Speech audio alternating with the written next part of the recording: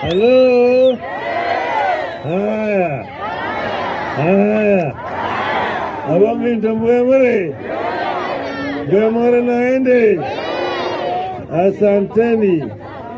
Vile Musiri amesema, leo mimi nimeamua kuja kuwatembelea. Na vile vile kutoa shukrani kwenu. Juzi nyinyi mlionyesha ujasiri. Vile mlionyesha ujasiri, mkajitokeza kwa wengi kabisa. Sio? Mkaitikia wito wetu ya kusema punda imechoka. Punda imechoka. Imechoka. Ndio tulimwambia Bwana Ruto punda imechoka.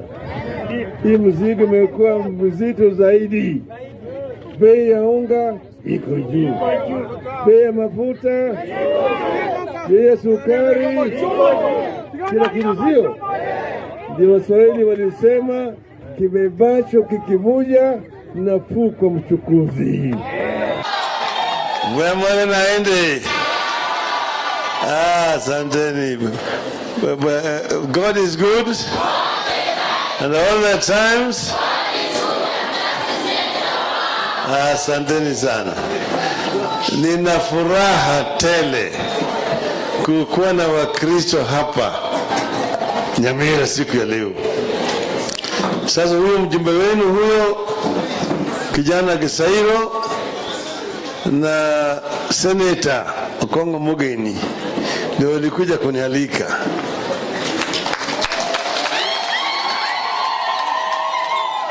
Wakaniambia kuna sherehe hapa siku ya Jumapili, na kuna sherehe siku hiyo, Wakristo wote wanajumuika hapo kuomba na vile vile kutoa mchango kidogo hapo ya kufanya maendeleo hapo.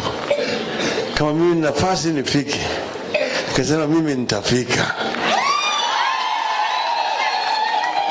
Na mimi napenda sana kuungana kila mara kwa mara na Wakristo. Hasa Wakatoliki ni marafiki yangu. Ingawaje mimi ni Mwangalikani, lakini ni rafiki wa Katoliki. Kuna wakati mwingine ambao walikuwa nataka kunimaliza ile serikali ile ambayo ilipita ile. Wakati ile harakati ya ukombozi wa tatu. Sasa mimi nikaenda chini, nikajificha. Alafu sasa kanisa lilifanya mpango ya kuniotoa. Wakaja wakanitoa pale, wakanipata mimi moja ya father moja na sister nyingine ilikuwa ni Mwamerikani, kanaita Sister Diane. Ndio nitoa Nairobi kama roadblock zimewekwa kila mahali. Wakanipitia mimi na ile panya, njia ya panya route.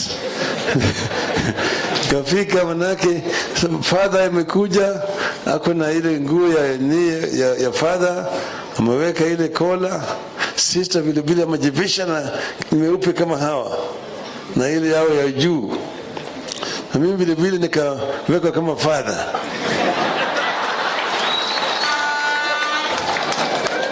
Nikavaa vile vile kola. Mimi naketi nyuma hapo. Naitwa Father Augustine kutoka Machakos. Sasa tukikuja kwa roadblock, wanasema ni anakwenda kuangalia father ndio iko kwa steering.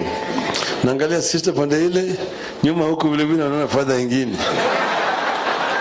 Na beni pita. Tukapita. Hiyo roadblock yote kutoka Nairobi hadi Kisumu zilizikia 15. Nikapita yote. Kule Kisumu nikapeleka kule juu kwa Archbishop Okoth. Mahali pale nikakuta wale vile vile masista pale, nikawekwa.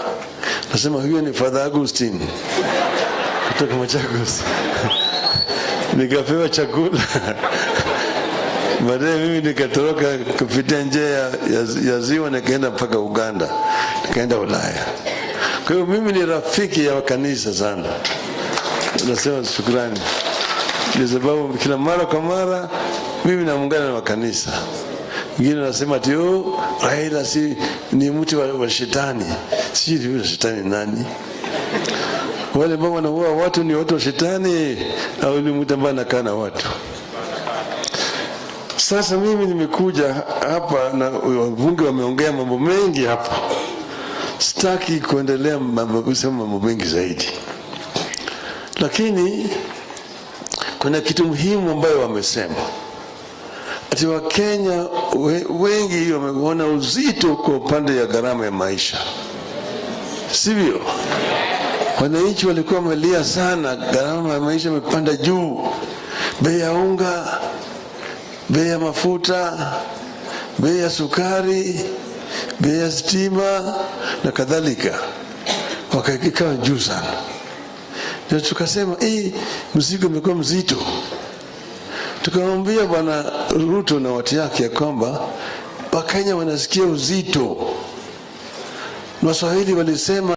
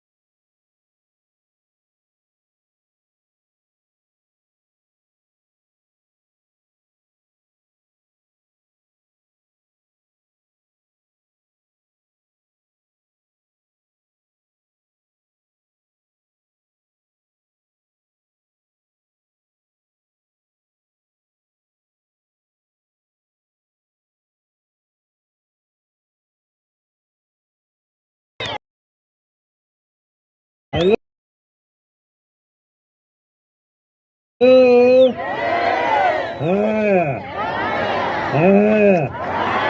Abamlinda mwemere. Mwemere naende. Asanteni. Vile Musiri amesema, leo mimi nimeamua kuja kuwatembelea na vile kutoa shukrani kwenu. Juzi nyinyi mlionyesha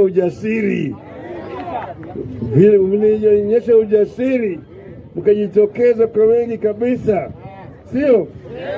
Mkaitikia wito wetu ya kusema punda imechoka. Punda imechoka. Imechoka. Ndio tulimwambia Bwana Ruto punda imechoka. Hii mzigo imekuwa mzito zaidi. Bei ya unga iko juu. Bei ya mafuta, bei ya sukari, kila kitu, sio? Ndio Waswahili walisema kibebacho kikivuja nafuu kwa mchukuzi. Mwemere naende. Asanteni. God is good and all the times. Asanteni sana. Nina furaha tele kukuwa na Wakristo hapa Nyamira siku ya leo. Sasa huyo mjumbe wenu huyo kijana Gisairo na Seneta Okongo Mugeni ndio walikuja kunialika.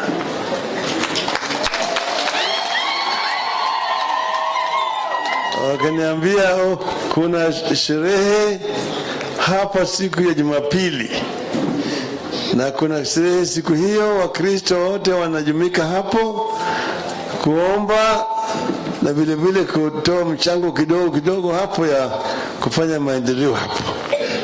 Kama mimi nafasi nifike, nikasema mimi nitafika. Na mimi napenda sana kuungana kila mara kwa mara na Wakristo. Hata hao Wakatoliki ni marafiki yangu. Ingawaje mimi ni Mwangalikani, lakini ni rafiki wa Katoliki. Kuna wakati mwingine ambao walikuwa nataka kunimaliza ile serikali ile ambayo ilipita ile, wakati ile harakati ya ukombozi wa tatu. Sasa mimi nikaenda chini kajificha. Alafu sasa kanisa lilifanya mpango ya kuniotoa. Wakaja wakanitoa pale, wakanipata mimi moja ya father moja na sister nyingine ilikuwa ni Mwamerikani, kanaita Sister Diane. Ndio nitoa Nairobi kama road block zimewekwa kila mahali. Wakanipitia mimi na ile panya, njia ya panya route. Kafika manake father amekuja, ako na ile nguo ya father, ameweka ile kola. Sister vile amajivisha na meupe kama hawa na ile yao ya juu, na mimi vile nikaweka kama father.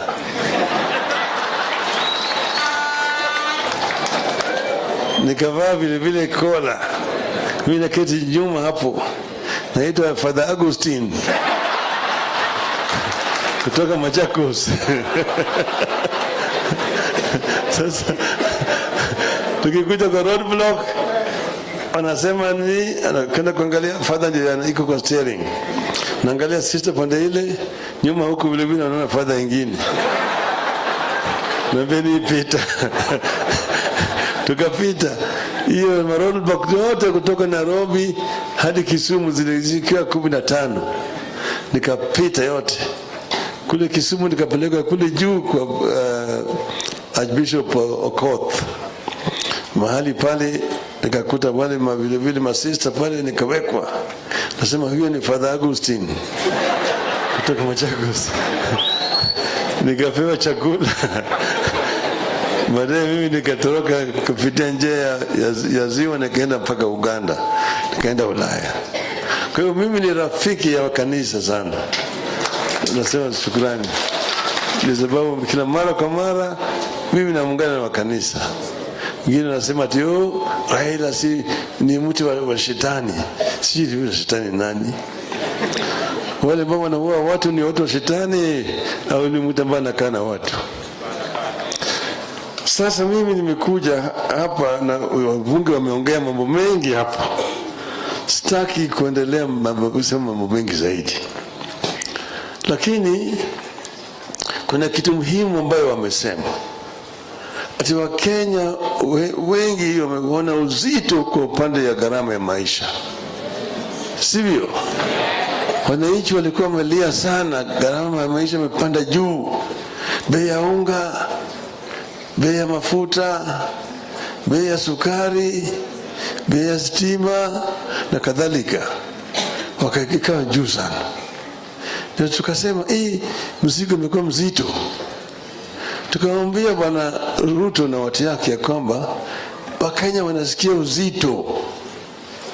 Waswahili walisema ati kibebacho kikivuja ni nafuu kwa mchukuzi. Mzigo nataka yapunguzwe. Sasa hiyo ni makosa. Hiyo ni makosa. Ukimwambia mtu ati hii ni mzigo mzito sana, umefanya makosa. Sasa wananchi wakasema usizidishe tena mzigo. Maana yake kwa bunge, umeenda kwa bunge, wameleta tena sheria mpya ya kupandisha mzigo, kupandisha ushuru ambayo inawekwa kwa chakula na kwa bidhaa muhimu. Tukasema isifanyike.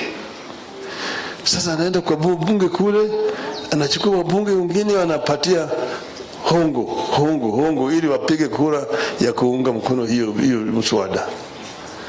Sasa ndio tukasema kama na hiyo sasa wabunge wamepitisha sheria dhidi ya wananchi. Ndio tukasema wananchi wanaweza kufanya nini? Kufanya maandamano. Maandamano iko ndani ya katiba yetu, iko ndani ya sheria, ni halali. Ukisema mimi nataka kufanya maandamano, nitakana polisi akulinde wewe. Aje wewe uko pale, mnasema tutaanza kutembea kutoka hapa mpaka pale, na polisi aje pale alinde nyinyi. Sio kuja kupiga. Je, hii ni ngwana? Sasa wengine wamechiko kwa mgongo huko akitoroka. Alafu sasa Wakenya wamekufa. Zaidi ya watu 50 na kitu wamepigwa risasi wamekufa. Wengine watu 300 na kitu karibu 500 wamepigwa risasi, wako hali ya mahututi katika hospitali. Wewe unajiita rais, unasema mimi natoa shukrani kwa polisi kufanya kazi nzuri. Kazi ya kuua watu ni kazi nzuri? Kazi ya kuua watu ni kazi nzuri? Hata siku moja yeye hajasema kusema pole kwa wale ambao watu wao wamekufa. Yeye anasema hawa watu wataniona mimi, nitawakalia ngumu, wataniona. Sasa wewe ni mtu gani? Unasema wewe ni Mkristo. Kila mara kwa mara unakuwa na maaskofu, unakwenda kanisa, unapiga magoti chini, na pande hii nyingine wewe unaua watu. Unasema wewe ni Mkristo. Kama hiyo si unafiki, sijui unafiki ni kitu gani. Mtu ambaye anafurahi kama watu wamepigwa risasi na wameuawa, na watu unaishi naye katika taifa moja, na anasema anafurahi, tena anatoa pongezi kwa polisi kufanya kazi nzuri. Je, huyo si mnyama? Si ni mnyama? Si mnyama? Ndipo nataka kuambia Bwana Ruto, wa Kenya wameona wewe. Na wewe mwenyewe, wewe wa Kenya si mabuzi yako. Wakenya wanaishi hapa kama Wakenya. Huwezi kuwatawala kama mkoloni. Mkoloni alikuja hapa na bunduki na kila kitu, walipiga watu hapa, si alitoka? Si alitoka? Hata wewe utatoka. Lakini kitu gani ambaye imefanya Bwana Ruto awe na shida? Maanake Uhuru walipokuwa pale, mliona kulikuwa na subsidy ya bei ya chakula. Sio? Kulikuwa na kazi mtaani kwa vijana. Kuna kazi ya vijana, sio? Na kina mama, kulikuwa na pesa. sivyo? Hata bei ya mafuta ushuru ulikuwa chini, amepandisha hizo zote juu pale. Kitu gani imefanya shida hivyo na serikali ya Uhuru? Kitu kubwa zaidi kinaitwa ufisadi. Ufisadi ndio watu wengi hawajasema. Ufisadi imejaa katika hii serikali. Mimi naongea kama mtu ambaye ameshaondesha serikali. Nimekuwa waziri mkuu kwa miaka 5. Na tulianza na Kibaki, kwa jumla tumefanya miaka 10. Na tukarekebisha uchumi. Uchumi hii hata Ruto akae miaka 100 hawezi kurekebika vile wanafanya kazi. Kwanza walifanya mpango ati kuna shirika ya serikali ilikuwa inaitwa KNTC. Ilikuwa imefilisika, imelala. Wamepofufua hiyo serika. Wakasema nataka kutumia hiyo serika kuleta bidhaa kutoka ng'ambo ili gharama ya maisha irudi chini. KNTC. Pesa kaweka kwa hii KNTC. Hiyo pesa inapewa kwa makampuni yao wenyewe. Wao ndio wameleta mahindi kutoka nje, wameleta ngano kutoka nje, wameleta mchele kutoka nje, wameleta sukari, wameleta mafuta ya kupikia. Hiyo yote imeletwa inapita hapo Mombasa bila kutoa ushuru. Lakini inauzwa katika soko ya hapa na bei ya juu kuliko yale ambayo imetengenezwa hapa kwetu. Sukari imetolewa nje, inauzwa hapa kwa bei ambayo ni juu kushinda kwa sukari ambayo inatoka hapo Sony factory. Pesa hiyo inaenda kwa wapi? Kama mafuko ya marafiki ya Bwana Ruto. Hiyo pesa yote inaenda kwa mfuko ya marafiki ya Bwana Ruto na yeye mwenyewe. Fursa ya kununua neti ya umbu. Simulisikia hiyo? Wale ambao walihusika kwanza walifuta ile permanent secretary. Lakini wale ambao walihusika ni wao. Bwana Gachagua na mtoto yake ndio walihusika na hiyo mambo ya wizi ya neti ya umbu. Hawa wanajulikana. Uliza Bwana Ruto alisema atatatua, hajatatua. Anafunika Bwana Gachagua, manake wanakula naye pamoja. Hiyo mambo ya KEMSA. Kwa hivyo na juzi ulisikia nasema ati gharama ya mbolea ilikuwa juu. Sasa tumerudisha gharama ya mbolea chini. Ati gharama ya mbolea ilikuwa shilingi 7,000 kabla tujaingia kwa serikali, tukarudisha ikawa 3,500, baadaye tukarudisha ikawa 2,500. Urongo mtupu. Hiyo mbolea walipewa kwa bure na serikali ya Urusi. Walipewa kwa bure na serikali ya Urusi tani 35,000. Vile Bwana Gisawi amesema hapa, waliongeza mchanga ndani ya hiyo mbolea ikafika tani 100,000. Tani 100,000. Sasa wanauza kwa shilingi 2,500 kwa kila gunia. Lakini hiyo mbolea walipewa bure. Ilikuwa inatakikana wapewe Kenya bure. Sio Raila anasema. Rais Putin ya Urusi ndiye alisema wiki jana ati alipatia Kenya mbolea ya bure. Kenya na Malawi anauza hiyo mbolea, anadanganya wa Kenya kwamba amerudisha bei ya mbolea chini. Ujinga hiyo, sio ni ujinga? Sio ni ujinga? Anafikiri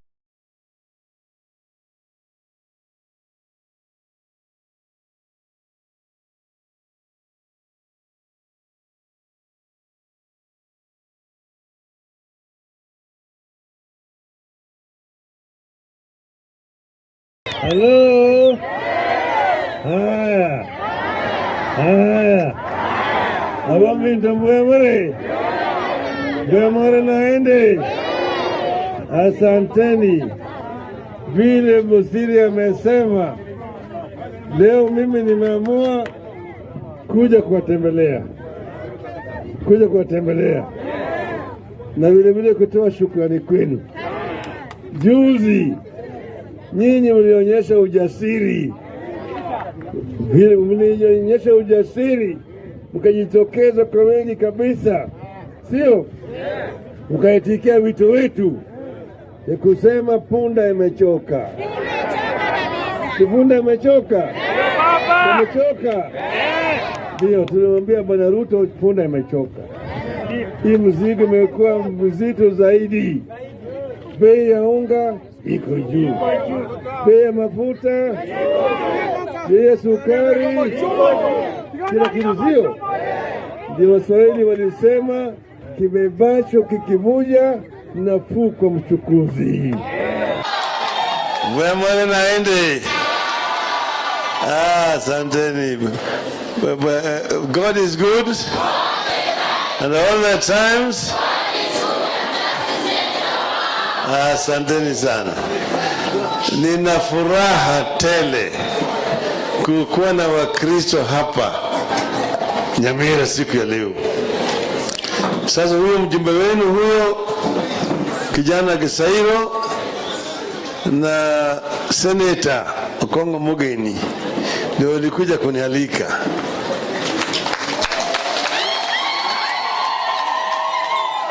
Wakaniambia kuna sherehe hapa siku ya Jumapili, na kuna sherehe siku hiyo, Wakristo wote wanajumika hapo kuomba na vile kutoa mchango kidogo hapo ya kufanya maendeleo hapo. Kama mimi nafasi nifike, nikasema mimi nitafika. Na mimi napenda sana kuungana kila mara kwa mara na Wakristo.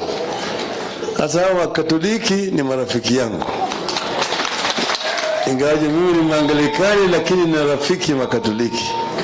Kuna wakati mwingine ambao walikuwa nataka kunimaliza ile serikali ile ambayo ilipita ile, wakati ile harakati ya ukombozi wa tatu. Sasa mimi nikaenda chini nikajificha. Alafu sasa kanisa lilifanya mpango ya kuniotoa. Wakaja wakanitoa pale, wakanipatia mimi moja ya father moja na sister nyingine ilikuwa ni Mwamerikani, kanaita Sister Diane. Ndio nitoa Nairobi kama roadblock zimewekwa kila mahali. Wakanipitia mimi na ile panya, njia ya panya route.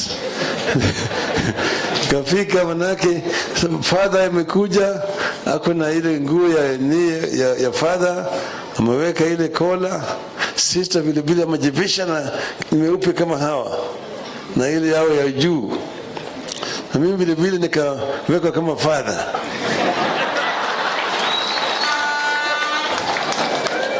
Nikavaa vile kola. Mimi naketi nyuma hapo, naitwa Father Augustine kutoka Machakos. Sasa tukikuja kwa roadblock, wanasema ni anakwenda kuangalia father ndio iko kwa steering, naangalia sister pande ile nyuma, huko vile naona father nyingine na beni pita. Tukapita hiyo roadblock yote kutoka Nairobi hadi Kisumu, zilizikia 15. Nikapita yote kule Kisumu, nikapeleka kule juu kwa Archbishop Okoth. Mahali pale nikakuta wale vile masista pale, nikawekwa. Nasema huyo ni Father Augustine kutoka Machakos. Nikapewa chakula. Baadaye mimi nikatoroka kupitia njia ya ziwa, nikaenda mpaka Uganda, nikaenda Ulaya. Kwa hiyo mimi ni rafiki ya kanisa sana. Nasema shukrani. Kwa sababu kila mara kwa mara mimi naungana na kanisa. Wengine wanasema ati Raila si ni mtu wa shetani. Si yule shetani nani? Wale ambao wanaua watu ni watu wa shetani au ni mtu ambaye anakaa na watu? Sasa mimi nimekuja hapa na wabunge wameongea mambo mengi hapa. Sitaki kuendelea kusema mambo mengi zaidi. Lakini kuna kitu muhimu ambayo wamesema, ati Wakenya wengi wameona uzito kwa upande ya gharama ya maisha, sivyo? Wananchi walikuwa wamelia sana, gharama ya maisha imepanda juu, bei ya unga, bei ya mafuta, bei ya sukari, bei ya stima na kadhalika, wakakaa juu sana. Ndio tukasema mzigo umekuwa mzito. Tukamwambia Bwana Ruto na watu yake ya kwamba Wakenya wanasikia uzito. Waswahili walisema ati kibebacho kikivuja ni nafuu kwa mchukuzi. Mzigo nataka yapunguzwe. Sasa hiyo ni makosa. Hiyo ni makosa. Ukimwambia mtu ati ni mzigo mzito sana, umefanya makosa. Sasa wananchi wakasema usizidishe tena mzigo. Maana yake kwa bunge, umeenda kwa bunge, wameleta tena sheria mpya ya kupandisha mzigo, kupandisha ushuru ambayo inawekwa kwa chakula na kwa bidhaa muhimu. Tukasema isifanyike. Sasa anaenda kwa bunge kule, anachukua wabunge wengine wanapatia hongo ili wapige kura ya kuunga mkono hiyo mswada. Sasa ndio tukasema kama na hiyo, sasa wabunge wamepitisha sheria dhidi ya wananchi. Ndio tukasema wananchi wanaweza kufanya nini? Kufanya maandamano. Maandamano iko ndani ya katiba yetu, iko ndani ya sheria, ni halali. Ukisema mimi nataka kufanya maandamano, nitakana polisi akulinde wewe. Aje wewe uko pale, mnasema tutaanza kutembea kutoka hapa mpaka pale, na polisi aje pale alinde nyinyi, sio kuja kupiga. Je, hii ni ngwana? Sasa wengine wamechikwa kwa mgongo huko akitoroka. Alafu sasa Wakenya wamekufa zaidi ya watu 50 na kitu, wamepigwa risasi wamekufa. Wengine watu 300 na kitu, karibu 500 wamepigwa risasi, wako hali ya mahututi katika hospitali. Wewe unajiita rais, unasema mimi natoa shukrani kwa polisi kufanya kazi nzuri. Kazi ya kuua watu ni kazi nzuri? Kazi ya kuua watu ni kazi nzuri? Hata siku moja yeye hajasema kusema pole kwa wale ambao watu wao wamekufa. Yeye anasema hawa watu wataniona mimi, nitawakalia ngumu, wataniona. Sasa wewe ni mtu gani? Unasema wewe ni Mkristo, kila mara kwa mara unakuwa na maaskofu, unakwenda kanisa, unapiga magoti chini, na pande hii nyingine wewe unaua watu. Unasema wewe ni Mkristo. Kama hiyo sio unafiki, sijui unafiki ni kitu gani? Mtu ambaye anafurahi kama watu wamepigwa risasi na wameuawa, na watu unaishi naye katika taifa moja, na anasema anafurahi, tena anatoa pongezi kwa polisi kufanya kazi mzuri. Je, huyo si mnyama? Sio ni mnyama? Si mnyama? Ndipo nataka kuambia Bwana Ruto, wa Kenya wameona wewe. Na wewe mwenyewe, wewe wa Kenya si mabuzi yako. Wakenya wanaishi hapa kama Wakenya. Huwezi kuwatawala kama mkoloni. Mkoloni alikuja hapa na bunduki na kila kitu, alipiga watu hapa, si alitoka? Si alitoka? Hata wewe utatoka. Lakini kitu gani ambaye imefanya Bwana Ruto awe na shida? Manake Uhuru walipokuwa pale, mliona kulikuwa na subsidy ya bei ya chakula, sio? Kulikuwa na kazi mtaani kwa vijana, kuna kazi ya vijana, sio? Na kina mama, sikuwa na pesa, sivyo? Hata bei ya mafuta, ushuru ulikuwa chini. Amepandisha hizo zote juu pale. Kitu gani imefanya shida hivyo na serikali ya Uhuru? Kitu kubwa zaidi kinaitwa ufisadi. ufisadi ndio watu wengi hawajasema. Ufisadi imejaa katika hii serikali. Mimi naongea kama mtu ambaye ameshaondeza serikali. Nimekuwa waziri mkuu kwa miaka 5. Na tulianza na Kibaki, kwa jumla tumefanya miaka 10. Na tukarekebisha uchumi. Uchumi hii hata Ruto akae miaka 100 hawezi kurekebika vile wanafanya kazi. Kwanza walifanya mpango ati kuna shirika ya serikali ilikuwa inaitwa KNTC. Ilikuwa imefilisika, imelala. Wamepofufua hiyo serika. Wakasema nataka kutumia hiyo serika kuleta bidhaa kutoka ng'ambo ili gharama ya maisha irudi chini. KNTC. Pesa kaweka kwa hii KNTC. Hiyo pesa inapewa kwa makampuni yao wenyewe.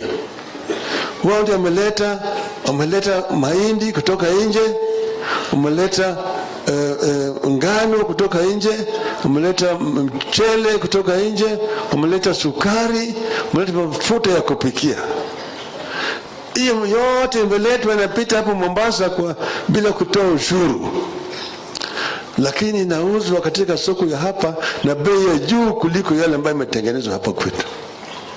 Sukari imetolewa nje, inauzwa hapa kwa bei ambayo ni juu kushinda kwa sukari ambayo inatoka hapo Sony factory. Pesa hiyo inaenda kwa wapi? Kama mafuko ya marafiki ya Bwana Ruto. Hiyo pesa yote inaenda kwa mfuko ya marafiki ya Bwana Ruto na yeye mwenyewe. Fursa ya kununua neti ya umbu. Simulisikia hiyo? Wale ambao walihusika kwanza walifuta ile permanent secretary. Lakini wale ambao walihusika ni wao. Bwana Gachagua na mtoto yake ndio walihusika na hiyo mambo ya wizi ya neti ya umbu. Hawa wanajulikana. Unize Bwana Ruto alisema atatatua, hajatatua. Anafunika Bwana Gachagua, manake wanakula naye pamoja. Hiyo mambo ya KEMSA. Kwa hivyo na juzi ulisikia nasema ati gharama ya mbolea ilikuwa juu.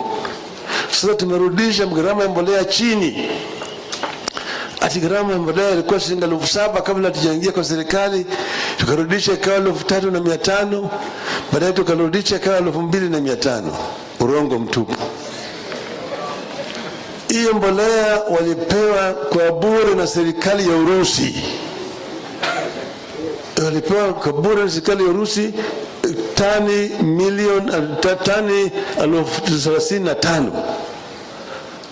Vile Bwana Gisawi amesema hapa, waliongeza mchanga ndani ya hiyo mbolea ikafika tani 100,000.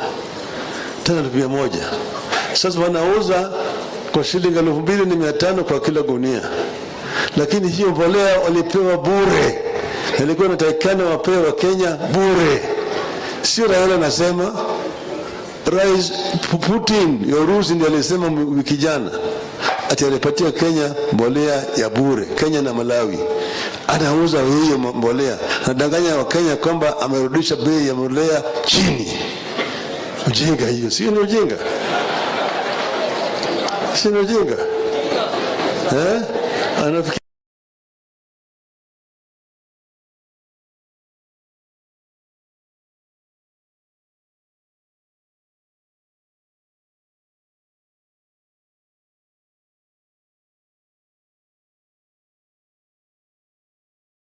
Halo. Haya. Abami Mbwemare naende. Asanteni. Vile Musiri amesema, leo mimi nimeamua kuja kuwatembelea. Na vile kutoa shukrani kwenu. Juzi nyinyi mlionyesha ujasiri. Vile mlionyesha ujasiri mkajitokeza kwa wengi kabisa, sio? Mkaitikia wito wetu ya kusema punda imechoka. Punda imechoka. Imechoka. Ndio tulimwambia Bwana Ruto punda imechoka. Hii mzigo imekuwa mzito zaidi. Bei ya unga iko juu. Bei ya mafuta, bei ya sukari, kila kitu, sio? Ndio Waswahili walisema kibebacho kikivuja nafuu kwa mchukuzi. Wema naende. Asanteni. God is good.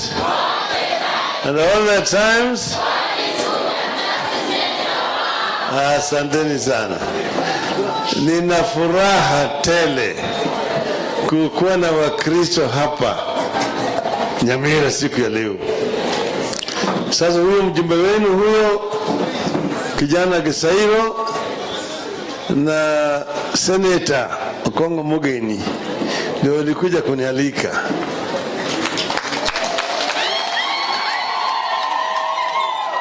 Wakaniambia kuna sherehe hapa siku ya Jumapili, na kuna sherehe siku hiyo Wakristo wote wanajumika hapo kuomba na vile vile kutoa mchango kidogo kidogo hapo ya kufanya maendeleo hapo. Kama mimi nafasi nifike, nikasema mimi nitafika.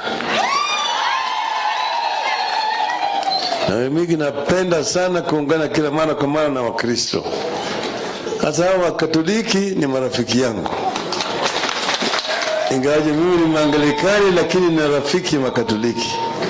Kuna wakati mwingine ambao walikuwa nataka kunimaliza ile serikali ile ambayo ilipita ile. Wakati ile harakati ya ukombozi wa tatu. Sasa mimi nikaenda chini, kajificha. Alafu sasa kanisa lilifanya mpango ya kuniotoa. Wakaja wakanitoa pale, wakanipata mimi moja ya father moja na sister nyingine ilikuwa ni Mwamerikani. Kanaita Sister Diane. Ndio nitoa Nairobi kama roadblock zimewekwa kila mahali.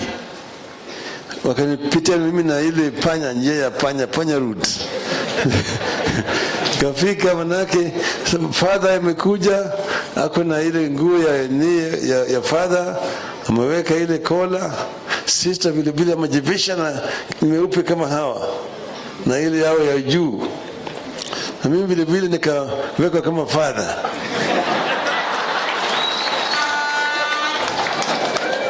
Nikavaa vile vile kola. Mimi naketi nyuma hapo.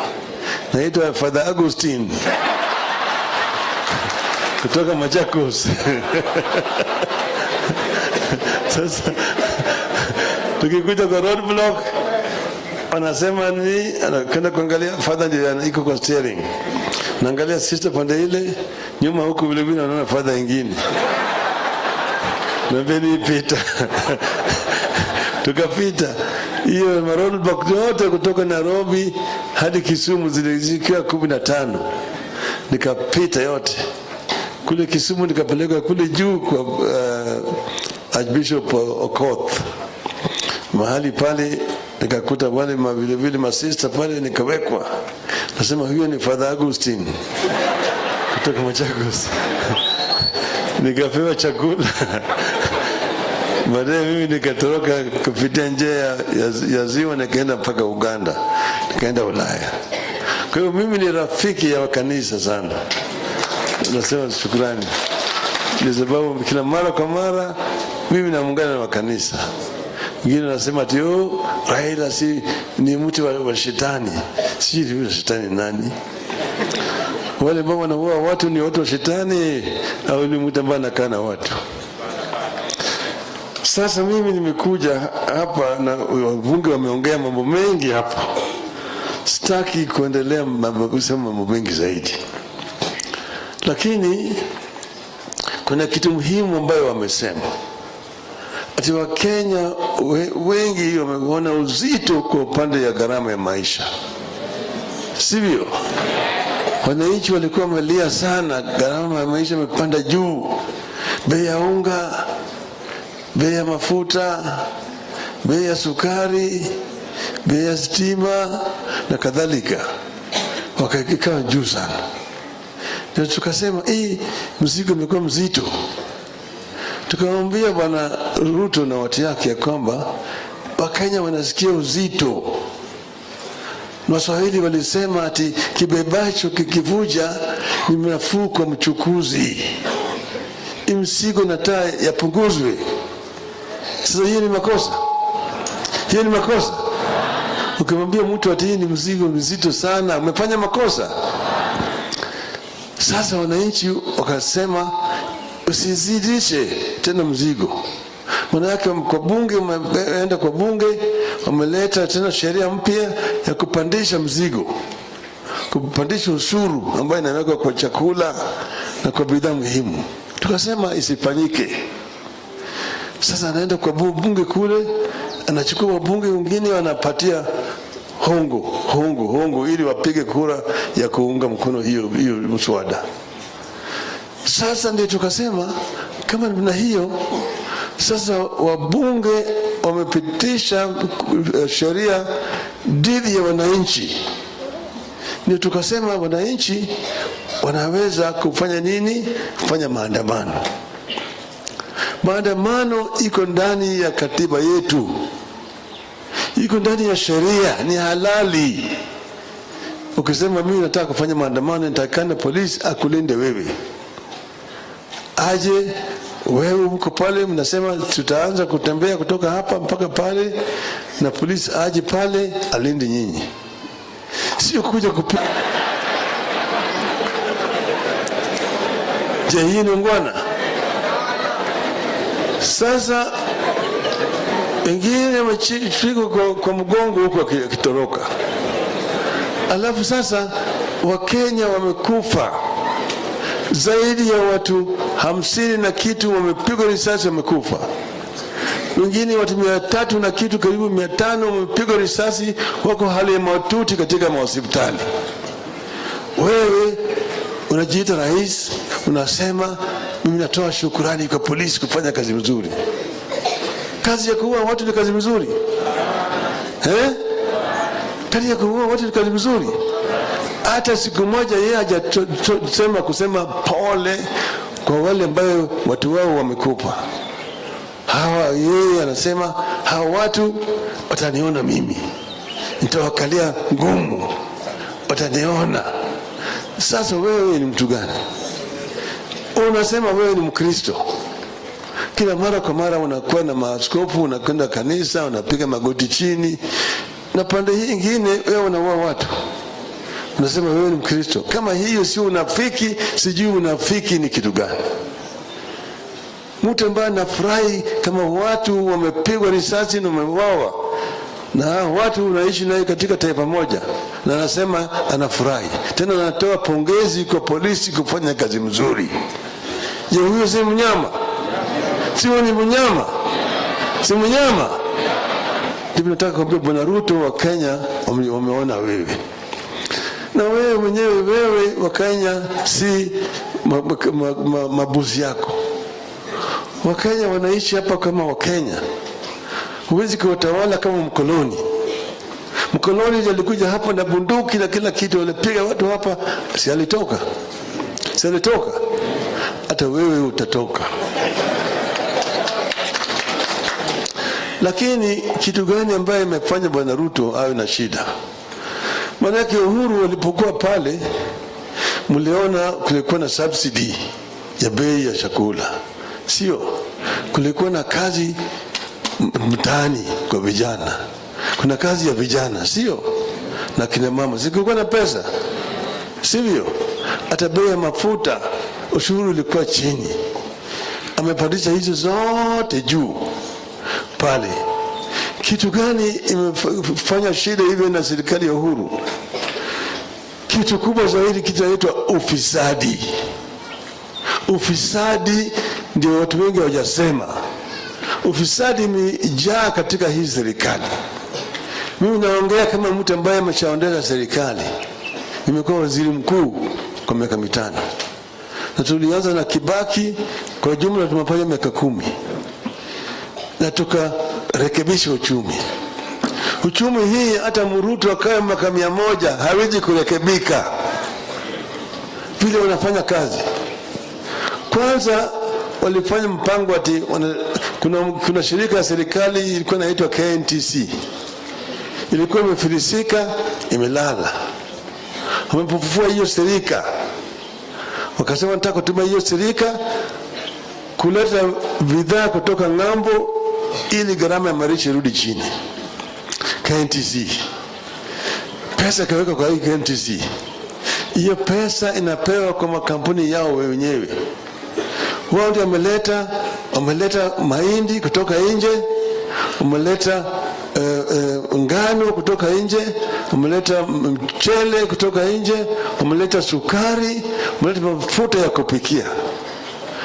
Hiyo yote imeletwa inapita hapo Mombasa bila kutoa ushuru.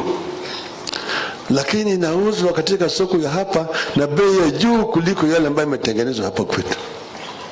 Sukari imetolewa nje, inauzwa hapa kwa bei ambayo ni juu kushinda kwa sukari ambayo inatoka hapo Sony factory. Pesa hiyo inaenda kwa wapi? Kwa mafuko ya marafiki ya Bwana Ruto. Hii pesa yote inaenda kwa mfuko ya marafiki ya Bwana Ruto na yeye mwenyewe. Fursa ya kununua neti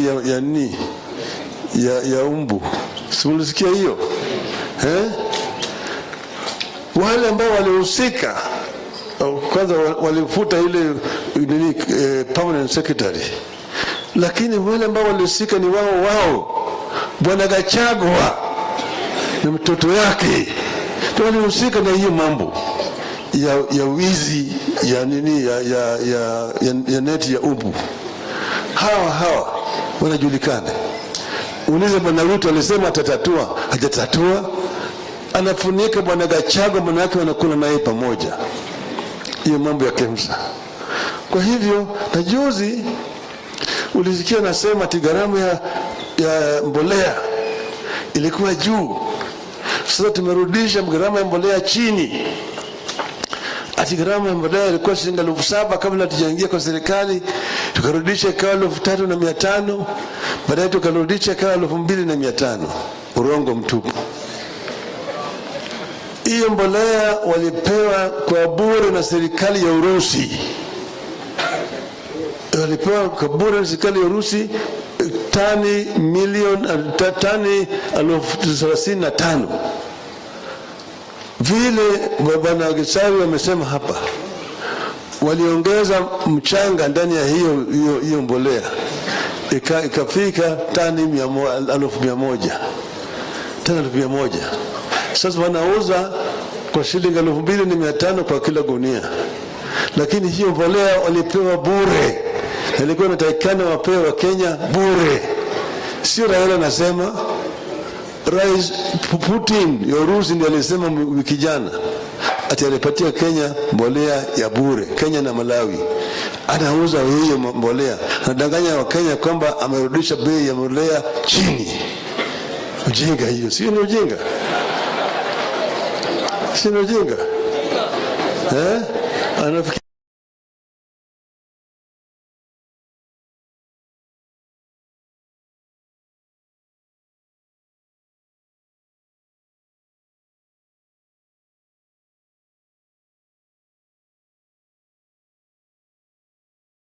Hello. Haya. Awaminta mwemare naende. Asanteni. Vile Busiri amesema, leo mimi nimeamua kuja kuwatembelea. Na vile kutoa shukrani kwenu. Juzi nyinyi mlionyesha ujasiri. Vile mlionyesha ujasiri, mkajitokeza kwa wengi kabisa. Sio? Mkaitikia wito wetu ya kusema punda imechoka. Punda imechoka. Imechoka. Ndio tulimwambia Bwana Ruto punda imechoka. hii mzigo imekuwa mzito zaidi. Bei ya unga iko juu, bei ya mafuta, bei ya sukari, kila kitu sio. Ndio Waswahili walisema kibebacho kikivuja nafuu kwa mchukuzi. Mwemwele naende. Asanteni. God is good and all the times. Asanteni sana. Nina furaha tele kukuwa na Wakristo hapa Nyamira siku ya leo. Sasa huyo mjumbe wenu huyo kijana Gisairo na Seneta Okongo Mugeni ndio walikuja kunialika.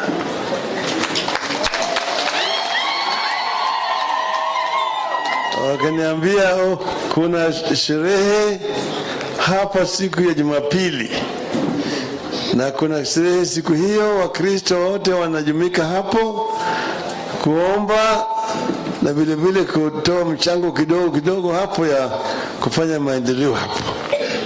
Kama mimi nafasi nifike, nikasema mimi nitafika. Na mimi napenda sana kuungana kila mara kwa mara na Wakristo. Hasa wa Katoliki ni marafiki yangu. Ingawaje mimi ni Mwangalikani, lakini ni rafiki wa Katoliki. Kuna wakati mwingine ambao walikuwa nataka kunimaliza ile serikali ile ambayo ilipita ile, wakati ile harakati ya ukombozi wa tatu. Sasa mimi nikaenda chini kajificha, alafu sasa kanisa lilifanya mpango ya kuniotoa. Wakaja wakanitoa pale, wakanipata mimi moja ya father moja na sister nyingine ilikuwa ni Mwamerikani kanaita Sister Diane. Ndio nitoa Nairobi kama roadblock zimewekwa kila mahali. Wakanipitia mimi na ile panya, njia ya panya route. Kafika manake father amekuja, ako na ile nguo ya father, ameweka ile kola. Sister vile vile amejivisha na nimeupe kama hawa na ile yao ya juu, na mimi vile vile nikaweka kama father.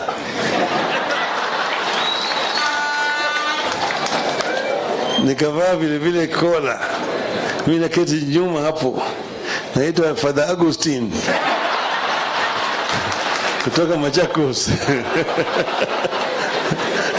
Sasa tukikuja kwa roadblock, anasema ni anakwenda kuangalia father ndio iko kwa steering, naangalia sister pande ile nyuma, huko vile vile naona father nyingine, na beni pita.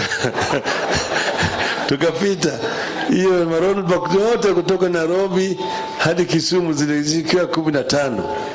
Nikapita yote kule Kisumu, nikapeleka kule juu kwa Archbishop Okoth.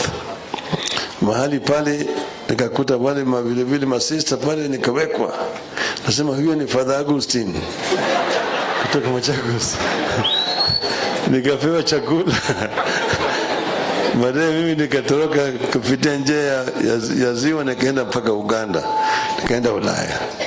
Kwa hiyo mimi ni rafiki ya kanisa sana. Nasema shukrani, kwa sababu kila mara kwa mara mimi naungana na kanisa. Wengine wanasema ati Raila si ni mtu wa shetani. Si ni shetani nani? Wale ambao wanaua watu ni watu wa shetani au ni mtu ambaye anakaa na watu? Sasa mimi nimekuja hapa na wabunge wameongea mambo mengi hapa. Sitaki kuendelea kusema mambo mengi zaidi. Lakini kuna kitu muhimu ambayo wamesema. Ati Wakenya wengi wameona uzito kwa upande ya gharama ya maisha. Sivyo? Wananchi walikuwa wamelia sana, gharama ya maisha imepanda juu. Bei ya unga, bei ya mafuta, bei ya sukari, bei ya stima na kadhalika wakakaa juu sana. Ndio tukasema mzigo umekuwa mzito. Tukamwambia Bwana Ruto na watu yake ya kwamba Wakenya wanasikia uzito.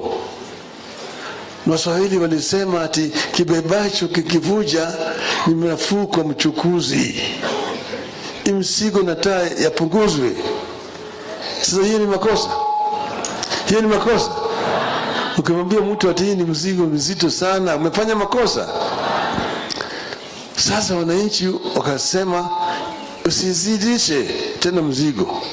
Maana yake kwa bunge, umeenda kwa bunge, wameleta tena sheria mpya ya kupandisha mzigo, kupandisha ushuru ambayo inawekwa kwa chakula na kwa bidhaa muhimu. Tukasema isifanyike. Sasa anaenda kwa bunge kule, anachukua wabunge wengine wanapatia hongo ili wapige kura ya kuunga mkono hiyo mswada. Sasa ndio tukasema kama na hiyo, sasa wabunge wamepitisha sheria dhidi ya wananchi. Ndio tukasema wananchi wanaweza kufanya nini? Kufanya maandamano. Maandamano iko ndani ya katiba yetu, iko ndani ya sheria, ni halali. Ukisema mimi nataka kufanya maandamano, nitakana polisi akulinde wewe. Aje wewe uko pale, mnasema tutaanza kutembea kutoka hapa mpaka pale, na polisi aje pale alinde nyinyi. Sio kuja kupiga. Je, hii ni ngwana? Sasa wengine wamechiko kwa mgongo huko akitoroka. Alafu sasa Wakenya wamekufa. Zaidi ya watu 50 na kitu wamepigwa risasi, wamekufa. Wengine watu 300 na kitu, karibu 500 wamepigwa risasi, wako hali ya mahututi katika hospitali. Wewe unajiita rais, unasema mimi natoa shukrani kwa polisi kufanya kazi nzuri. Kazi ya kuua watu ni kazi nzuri? Kazi ya kuua watu ni kazi nzuri? Hata siku moja yeye hajasema kusema pole kwa wale ambao watu wao wamekufa. Yeye anasema hawa watu wataniona mimi, nitawakalia ngumu, wataniona. Sasa wewe ni mtu gani? Unasema wewe ni Mkristo. Kila mara kwa mara unakuwa na maaskofu, unakwenda kanisa, unapiga magoti chini, na pande hii nyingine wewe unaua watu. Unasema wewe ni Mkristo. Kama hiyo si unafiki, sijui unafiki ni kitu gani.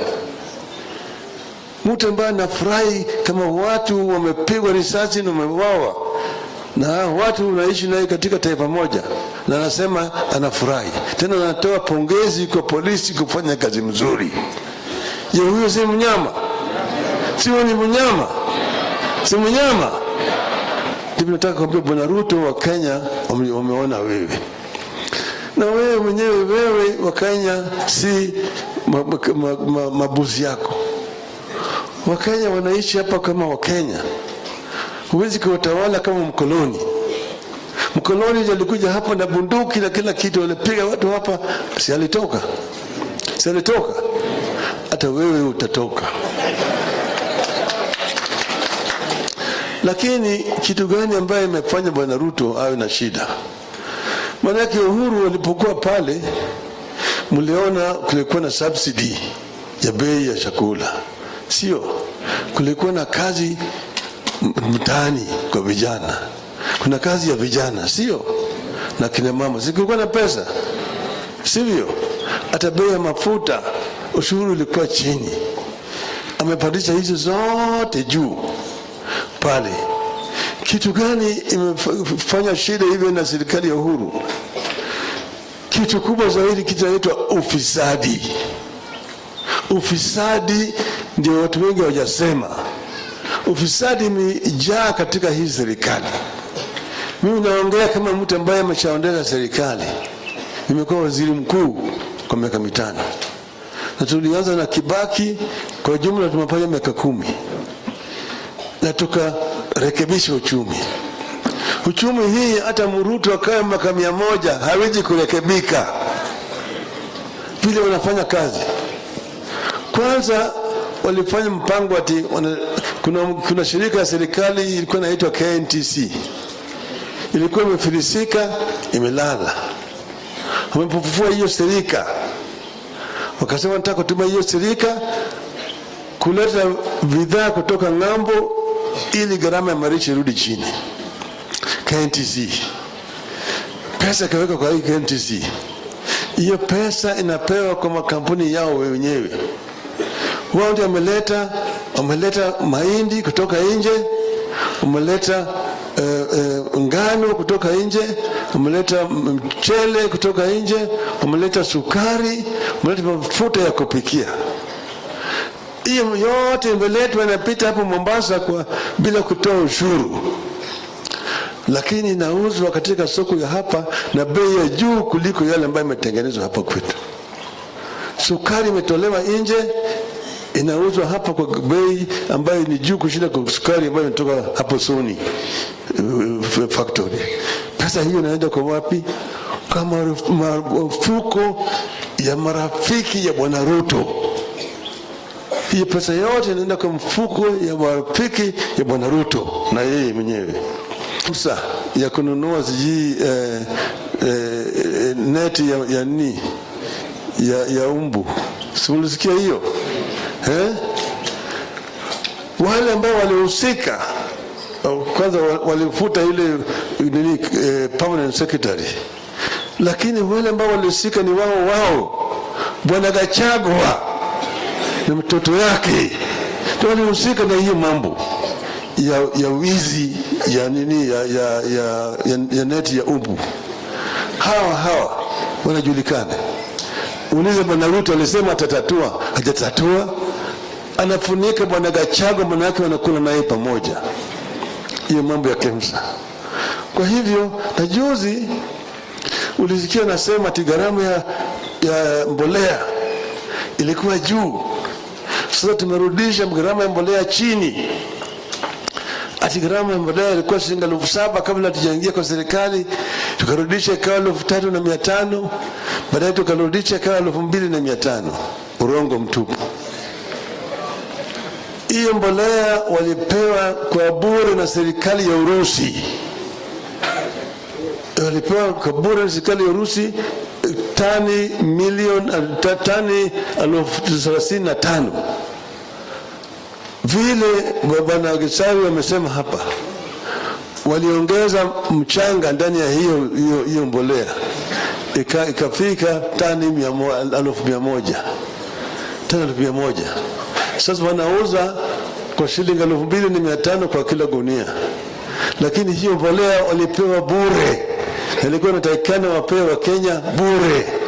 Sio Raila anasema, Rais Putin ya Urusi ndiye alisema wiki jana ati alipatia Kenya mbolea ya bure. Kenya na Malawi anauza hiyo mbolea, anadanganya wa Kenya kwamba amerudisha bei ya mbolea chini. Ujinga hiyo, sio ni ujinga? Sio ni ujinga? Anafikiri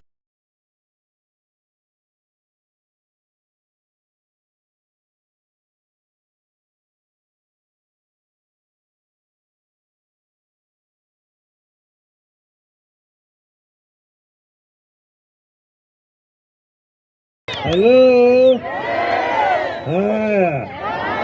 Haya. Abambi Mbwemare naende. Asanteni.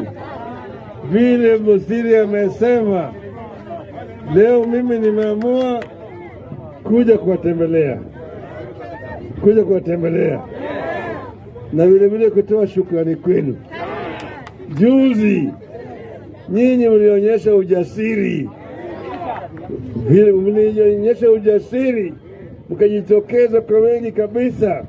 Sio? Mkaitikia wito wetu ya kusema punda imechoka. Punda imechoka. Imechoka. Ndio tulimwambia Bwana Ruto punda imechoka. Hii mzigo imekuwa mzito zaidi. Bei ya unga iko juu. Bei ya mafuta, bei ya sukari, kila kitu sio. Ndio Waswahili walisema kibebacho kikivuja nafuu kwa mchukuzi. Wema naende. Asanteni. God is good. And all the times. Asanteni sana. Nina furaha tele kukuwa na Wakristo hapa Nyamira siku ya leo.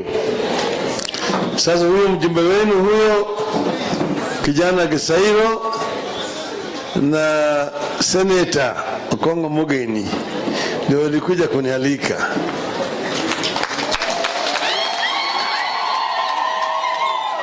Wakaniambia kuna sherehe hapa siku ya Jumapili, na kuna sherehe siku hiyo Wakristo wote wanajumika hapo kuomba na vile vile kutoa mchango kidogo kidogo hapo ya kufanya maendeleo hapo. Kama mimi nafasi nifike, nikasema mimi nitafika. Na mimi napenda sana kuungana kila mara kwa mara na Wakristo. Hata hao Wakatoliki ni marafiki yangu. Ingawaje mimi ni Mwangalikani lakini ni rafiki wa Katoliki. Kuna wakati mwingine ambao walikuwa nataka kunimaliza ile serikali ile ambayo ilipita ile. Wakati ile harakati ya ukombozi wa tatu. Sasa mimi nikaenda chini, nikajificha. Alafu sasa kanisa lilifanya mpango ya kuniotoa. Wakaja wakanitoa pale, wakanipata mimi moja ya father moja na sister nyingine ilikuwa ni Mwamerikani, kanaita Sister Diane. Ndio nitoa Nairobi kama roadblock zimewekwa kila mahali. Wakanipitia mimi na ile panya, njia ya panya route. Kafika manake father amekuja, ako na ile nguo ya father, ameweka ile kola. Sister vile vile amejivisha na meupe kama hawa na ile yao ya juu, na mimi vile vile nikaweka kama father.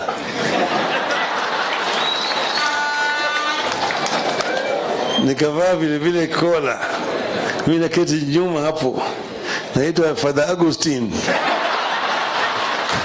kutoka Machakos.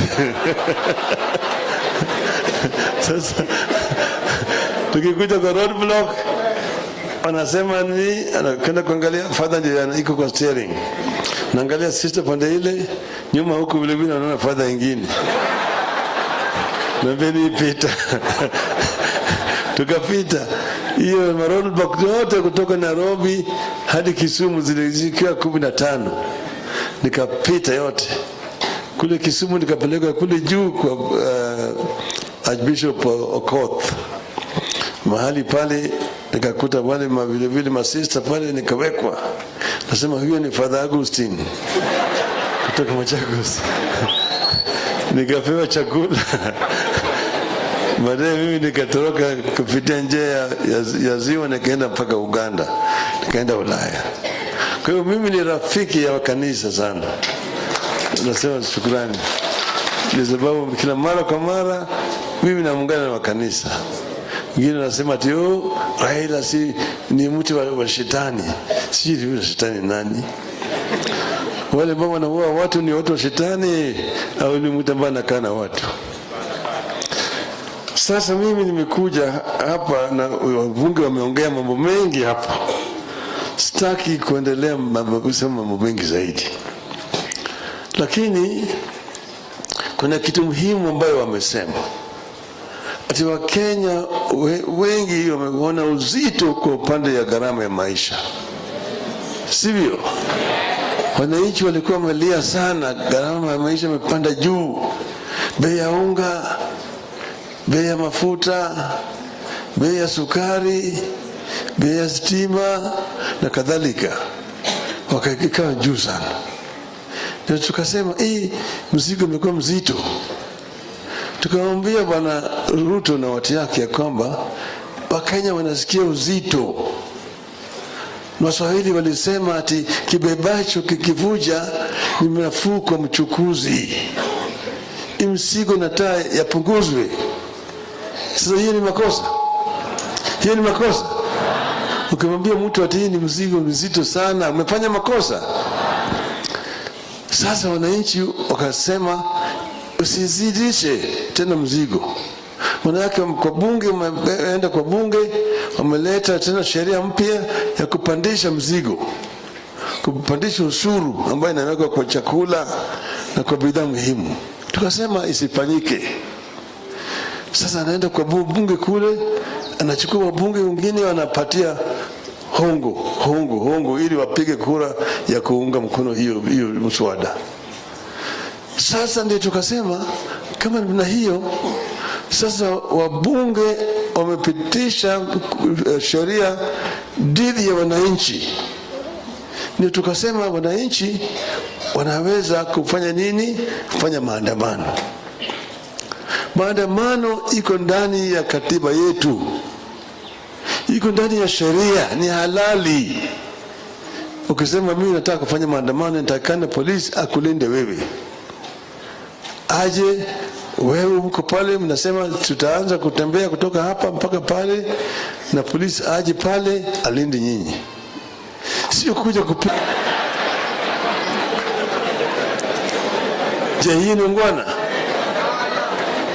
Sasa wengine wamechika kwa mgongo huko akitoroka. Alafu sasa Wakenya wamekufa, zaidi ya watu 50 na kitu wamepigwa risasi, wamekufa. Wengine watu 300 na kitu, karibu 500 wamepigwa risasi, wako hali ya mahututi katika hospitali. Wewe unajiita rais, unasema mimi natoa shukrani kwa polisi kufanya kazi nzuri. Kazi ya kuua watu ni kazi nzuri? Kazi ya kuua watu ni kazi nzuri? Hata siku moja yeye kusema pole kwa wale ambao watu wao wamekufa. Yeye anasema hawa watu wataniona mimi, nitawakalia ngumu, wataniona. Sasa wewe ni mtu gani? Unasema wewe ni Mkristo, kila mara kwa mara unakuwa na maaskofu, unakwenda kanisa, unapiga magoti chini, na pande hii nyingine wewe unaua watu. Unasema wewe ni Mkristo. Kama hiyo sio unafiki, sijui unafiki ni kitu gani? Mtu ambaye anafurahi kama watu wamepigwa risasi na wameuawa, na watu unaishi naye katika taifa moja, na anasema anafurahi, tena anatoa pongezi kwa polisi kufanya kazi mzuri. Je, huyo si mnyama? Sio ni mnyama? Si mnyama? Ndipo nataka kuambia Bwana Ruto, wa Kenya wameona wewe. Na wewe mwenyewe, wewe wa Kenya si mabuzi yako. Wakenya wanaishi hapa kama Wakenya. Huwezi kuwatawala kama mkoloni. Mkoloni alikuja hapa na bunduki na kila kitu, alipiga watu hapa, si alitoka? Si alitoka? Hata wewe utatoka. Lakini kitu gani ambaye imefanya Bwana Ruto awe na shida? Manake Uhuru walipokuwa pale, mliona kulikuwa na subsidy ya bei ya chakula, sio? Kulikuwa na kazi mtaani kwa vijana, kuna kazi ya vijana, sio? Na kina mama, kulikuwa na pesa, sivyo? Hata bei ya mafuta, ushuru ulikuwa chini. Amepandisha hizo zote juu pale. Kitu gani imefanya shida hivyo na serikali ya Uhuru? Kitu kubwa zaidi, kitu inaitwa ufisadi. Ufisadi ndio watu wengi hawajasema. Ufisadi imejaa katika hii serikali. Mimi naongea kama mtu ambaye ameshaondesha serikali. Nimekuwa waziri mkuu kwa miaka 5. Na tulianza na Kibaki, kwa jumla tumefanya miaka 10. Na tukarekebisha uchumi. Uchumi hii hata Ruto akae miaka 100 hawezi kurekebika vile wanafanya kazi. Kwanza walifanya mpango ati kuna shirika ya serikali ilikuwa inaitwa KNTC. Ilikuwa imefilisika, imelala. Wamepofufua hiyo shirika. Wakasema nataka kutumia hiyo shirika kuleta bidhaa kutoka ng'ambo ili gharama ya maisha irudi chini. KNTC, pesa kaweka kwa hii KNTC. Hiyo pesa inapewa kwa makampuni yao wenyewe. Wao ndio wameleta mahindi kutoka nje, wameleta ngano kutoka nje, wameleta mchele kutoka nje, wameleta sukari, wameleta mafuta ya kupikia. Hiyo yote imeletwa, inapita hapo Mombasa bila kutoa ushuru, lakini inauzwa katika soko ya hapa na bei ya juu kuliko yale ambayo imetengenezwa hapa kwetu. Sukari imetolewa nje, inauzwa hapa kwa bei ambayo ni juu kushinda kwa sukari ambayo inatoka hapo Sony factory. Pesa hiyo inaenda kwa wapi? Kwa mafuko ya marafiki ya Bwana Ruto. Hiyo pesa yote inaenda kwa mfuko ya marafiki ya Bwana Ruto na yeye mwenyewe. Fursa ya kununua neti ya umbu. Simulisikia hiyo? Wale ambao walihusika kwanza walifuta ile permanent secretary, lakini wale ambao walihusika ni wao Bwana Gachagua na mtoto yake ndio walihusika na hiyo mambo ya wizi ya neti ya umbu. Hawa wanajulikana. Ulize Bwana Ruto alisema atatatua, hajatatua. Anafunika Bwana Gachagua, maana yake wanakula naye pamoja. Hiyo mambo ya KEMSA. Kwa hivyo na juzi ulisikia nasema ati gharama ya mbolea ilikuwa juu. Sasa tumerudisha gharama ya mbolea chini. Ati gharama ya mbolea ilikuwa shilingi 7,000 kabla tujaingia kwa serikali, tukarudisha ikawa 3,500, baadaye tukarudisha ikawa 2,500. Urongo mtupu. Hiyo mbolea walipewa kwa bure na serikali ya Urusi. Walipewa kwa bure na serikali ya Urusi tani 35,000. Vile Bwana Gisawi amesema hapa, waliongeza mchanga ndani ya hiyo mbolea, ikafika tani 100,000. Tani 100,000. Sasa wanauza kwa shilingi 2,500 kwa kila gunia, lakini hiyo mbolea walipewa bure. Ilikuwa inatakikana wapewe Kenya bure. Sio Raila anasema, Rais Putin ya Urusi ndiye alisema wiki jana ati alipatia Kenya mbolea ya bure. Kenya na Malawi anauza hiyo mbolea, anadanganya wa Kenya kwamba amerudisha bei ya mbolea chini. Ujinga hiyo, sio ni ujinga? Sio ni ujinga? Anafikiri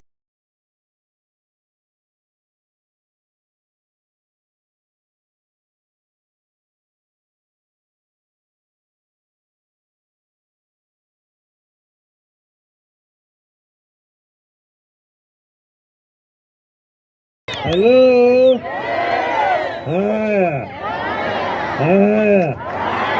Abamita mwemare naende. Asanteni. Vile Musiri amesema, leo mimi nimeamua kuja kuwatembelea na vile kutoa shukrani kwenu. Juzi nyinyi mlionyesha ujasiri, mkajitokeza kwa wengi kabisa, sio? Mkaitikia wito wetu ya kusema punda imechoka. Punda imechoka. Ndio tulimwambia Bwana Ruto punda imechoka. Hii mzigo imekuwa mzito zaidi. Bei ya unga iko juu, bei ya mafuta, bei ya sukari, kila kitu sio. Ndio Waswahili walisema kibebacho kikivuja nafuu kwa mchukuzi. Mwemare naende. Asanteni. God is good and all the times. Asanteni sana. Nina furaha tele kukuwa na Wakristo hapa Nyamira siku ya leo. Sasa huyo mjumbe wenu huyo kijana Gisairo na seneta Okongo Mugeni ndio walikuja kunialika.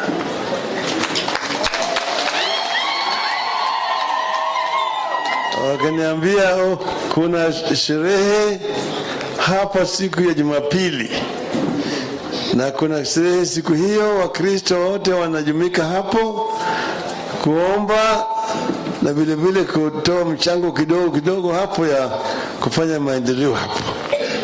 Kama mimi nafasi nifike, nikasema mimi nitafika. Na mimi napenda sana kuungana kila mara kwa mara na Wakristo. Hata hao Wakatoliki ni marafiki yangu. Ingawaje mimi ni Mwangalikani, lakini ni rafiki wa Katoliki.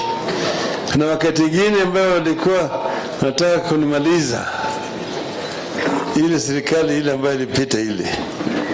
Wakati ile harakati ya ukombozi wa 3. Sasa mimi nikaenda chini, nikajificha. Alafu sasa kanisa lilifanya mpango ya kuniotoa. Wakaja wakanitoa pale, wakanipata mimi moja ya father moja na sister nyingine ilikuwa ni Mwamerikani, kanaita Sister Diane. Ndio nitoa Nairobi kama roadblock zimewekwa kila mahali. Wakanipitia mimi na ile panya, njia ya panya route.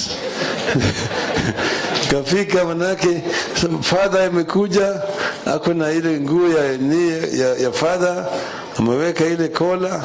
Sister vile vile amejivisha na meupe kama hawa na ile yao ya juu, na mimi vile vile nikaweka kama father.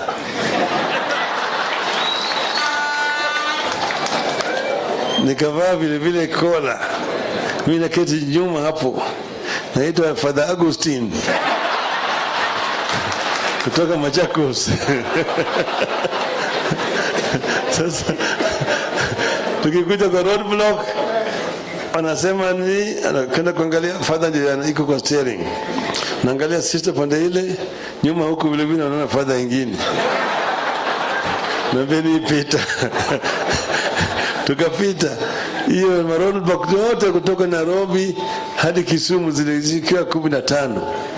Nikapita yote kule Kisumu, nikapeleka kule juu kwa Archbishop Okoth. Mahali pale nikakuta wale vile vile masista pale, nikawekwa. Nasema huyo ni Father Augustine kutoka Machakos. Nikapewa chakula. Baadaye mimi nikatoroka kupitia njia ya ziwa, nikaenda mpaka Uganda, nikaenda Ulaya. Kwa hiyo mimi ni rafiki ya kanisa sana. Nasema shukrani. Kwa sababu kila mara kwa mara mimi naungana na kanisa. Wengine nasema ati Raila si ni mtu wa shetani. Si yule shetani nani? Wale ambao wanaua watu ni watu wa shetani au ni mtu ambaye anakaa na watu? Sasa mimi nimekuja hapa na wabunge wameongea mambo mengi hapa. Sitaki kuendelea kusema mambo mengi zaidi. Lakini kuna kitu muhimu ambayo wamesema. Ati Wakenya wengi wameona uzito kwa upande ya gharama ya maisha. Sivyo? Wananchi walikuwa wamelia sana, gharama ya maisha imepanda juu. Bei ya unga, bei ya mafuta, bei ya sukari, bei ya stima na kadhalika. Wakakaa juu sana. Ndio tukasema mzigo umekuwa mzito. Tukamwambia Bwana Ruto na watu yake ya kwamba Wakenya wanasikia uzito.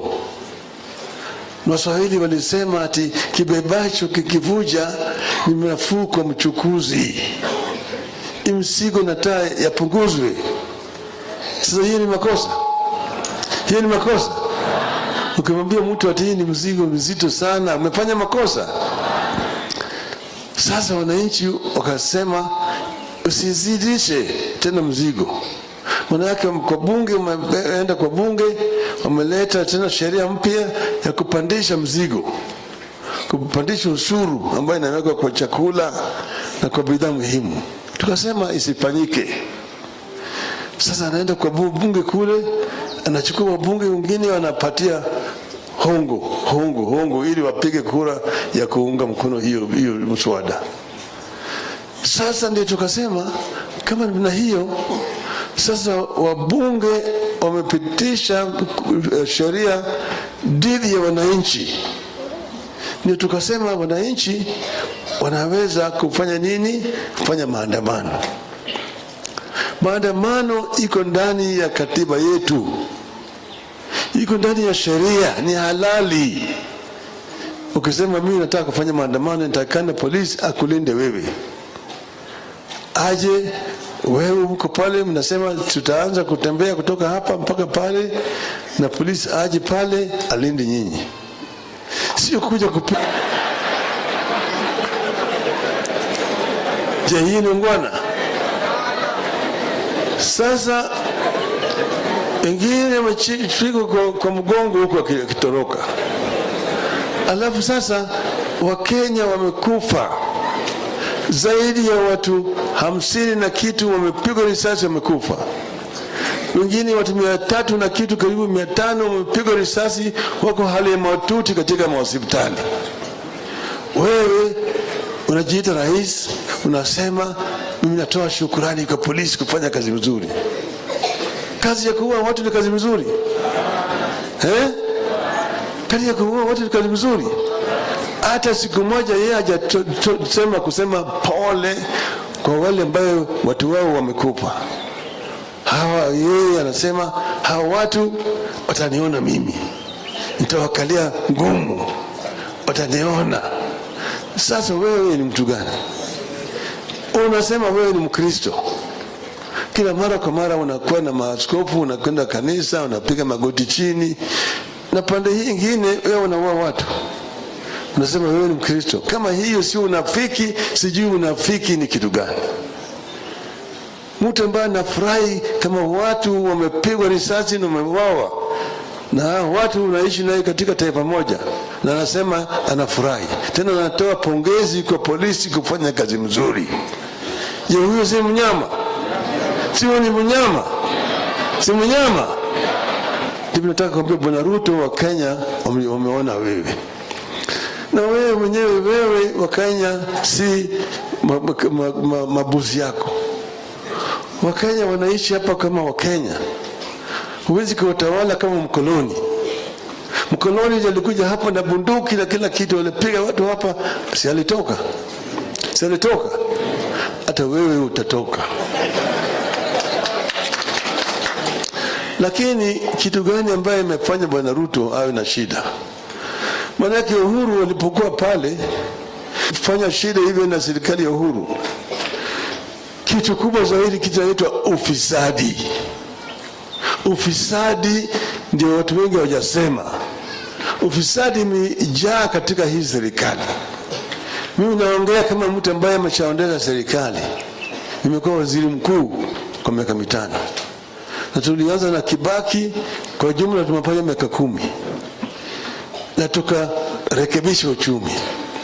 Uchumi hii hata Ruto akae miaka 100 hawezi kurekebika vile wanafanya kazi. Kwanza walifanya mpango ati kuna shirika ya serikali ilikuwa inaitwa KNTC. Ilikuwa imefilisika, imelala. Wamepofufua hiyo serika. Wakasema nataka kutumia hiyo serika kuleta bidhaa kutoka ng'ambo ili gharama ya maisha irudi chini. KNTC. Pesa kaweka kwa hii KNTC. Hiyo pesa inapewa kwa makampuni yao wenyewe. Wao ndio wameleta mahindi kutoka nje, wameleta ngano kutoka nje, wameleta mchele kutoka nje, wameleta sukari, wameleta mafuta ya kupikia. Hiyo yote imeletwa inapita hapo Mombasa bila kutoa ushuru. Lakini inauzwa katika soko ya hapa na bei ya juu kuliko yale ambayo imetengenezwa hapa kwetu. Sukari imetolewa nje, inauzwa hapa kwa bei ambayo ni juu kushinda kwa sukari ambayo inatoka hapo Sony factory. Pesa hiyo inaenda kwa wapi? Kama mafuko ya marafiki ya Bwana Ruto. Hiyo pesa yote inaenda kwa mfuko ya marafiki ya Bwana Ruto na yeye mwenyewe. Fursa ya kununua neti ya umbu. Simulisikia hiyo?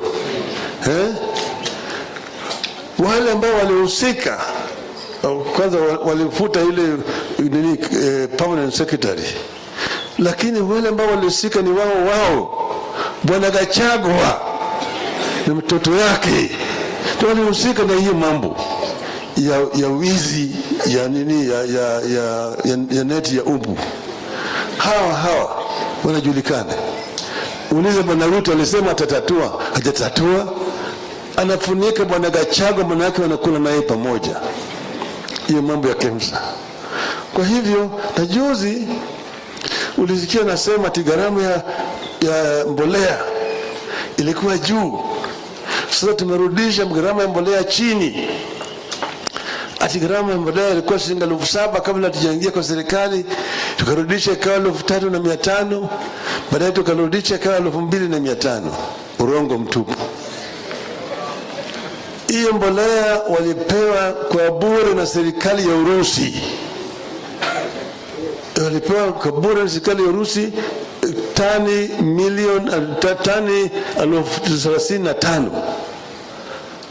Vile Bwana Gachagua wamesema hapa, waliongeza mchanga ndani ya hiyo mbolea, ikafika tani 100,000. Tani 100,000. Sasa wanauza kwa shilingi 2,500 kwa kila gunia. Lakini hiyo mbolea walipewa bure. Ilikuwa inatakikana wapewe Kenya bure. Sio Raila anasema, Rais Putin ya Urusi ndiye alisema wiki jana ati alipatia Kenya mbolea ya bure. Kenya na Malawi anauza hiyo mbolea, anadanganya wa Kenya kwamba amerudisha bei ya mbolea chini. Ujinga hiyo, sio ni ujinga? Sio ni ujinga? Anafikiri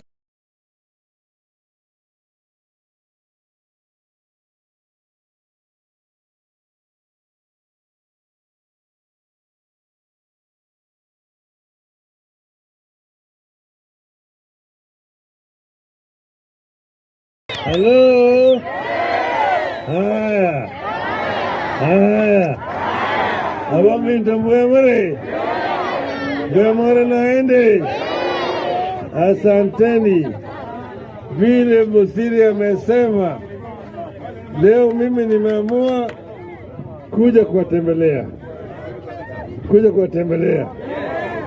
Na vile kutoa shukrani kwenu. Juzi nyinyi mlionyesha ujasiri. Vile mlionyesha ujasiri, mkajitokeza kwa wengi kabisa. Sio? Mkaitikia wito wetu ya kusema punda imechoka. Punda imechoka. Imechoka. Ndio tulimwambia Bwana Ruto punda imechoka. Hii mzigo imekuwa mzito zaidi. Bei ya unga iko juu.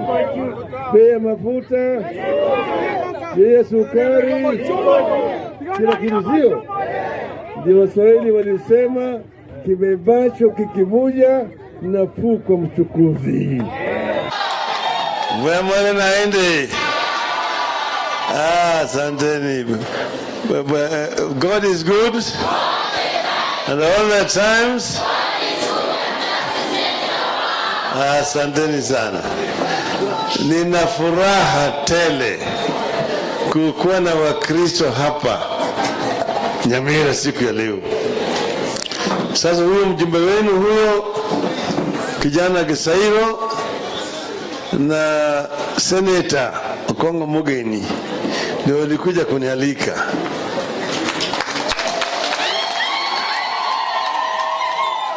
Wakaniambia kuna sherehe hapa siku ya Jumapili, na kuna sherehe siku hiyo, Wakristo wote wanajumuika hapo kuomba na vile vile kutoa mchango kidogo kidogo hapo ya kufanya maendeleo hapo. Kama mimi nafasi nifike, nikasema mimi nitafika. Na mimi napenda sana kuungana kila mara kwa mara na Wakristo.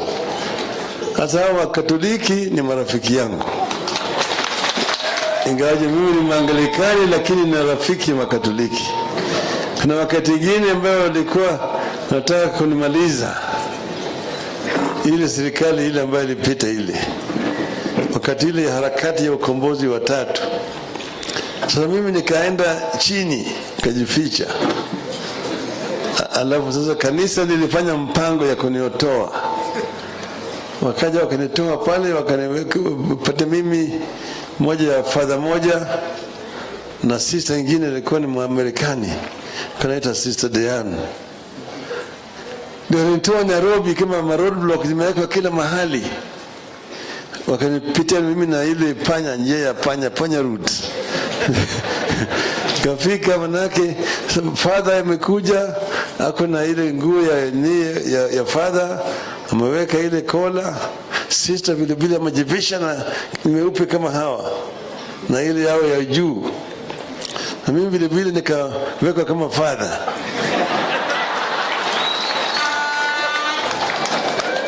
Nikavaa vile vile kola. Mimi naketi nyuma hapo, naitwa Father Augustine kutoka Machakos. Sasa tukikuja kwa road block, wanasema ni anakwenda kuangalia father ndio iko kwa steering. Naangalia sister pande ile, nyuma huko vile vile naona father nyingine. Na beni pita. Tukapita. Hiyo road block yote kutoka Nairobi hadi Kisumu zilizikia 15. Nikapita yote. Kule Kisumu nikapeleka kule juu kwa Archbishop Okoth. Mahali pale nikakuta wale vile vile masista pale, nikawekwa. Nasema huyo ni Father Augustine kutoka Machakos. Nikapewa chakula. Baadaye mimi nikatoroka kupitia njia ya ziwa, nikaenda mpaka Uganda, nikaenda Ulaya. Kwa hiyo mimi ni rafiki ya kanisa sana. Nasema shukrani. Kwa sababu kila mara kwa mara mimi naungana na kanisa. Wengine wanasema ati Raila si ni mtu wa shetani. Si ni shetani nani? Wale ambao wanaua watu ni watu wa shetani au ni mtu ambaye anakaa na watu? Sasa mimi nimekuja hapa na wabunge wameongea mambo mengi hapa. Sitaki kuendelea kusema mambo mengi zaidi.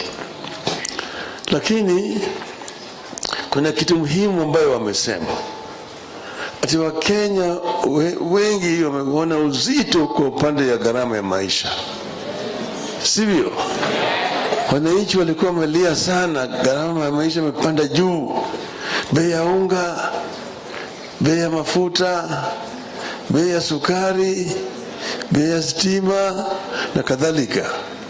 Wakakaa juu sana. Ndio tukasema mzigo umekuwa mzito. Tukamwambia Bwana Ruto na watu yake ya kwamba Wakenya wanasikia uzito. Waswahili walisema ati kibebacho kikivuja ni nafuu kwa mchukuzi. Mzigo na taa yapunguzwe. Sasa hiyo ni makosa. Hiyo ni makosa. Ukimwambia mtu ati ni mzigo mzito sana, umefanya makosa. Sasa wananchi wakasema usizidishe tena mzigo. Maana yake kwa bunge, umeenda kwa bunge, wameleta tena sheria mpya ya kupandisha mzigo. Kupandisha ushuru ambayo inawekwa kwa chakula na kwa bidhaa muhimu. Tukasema isifanyike. Sasa anaenda kwa bunge kule, anachukua wabunge wengine wanapatia hongo ili wapige kura ya kuunga mkono hiyo mswada. Sasa ndio tukasema kama na hiyo, sasa wabunge wamepitisha sheria dhidi ya wananchi.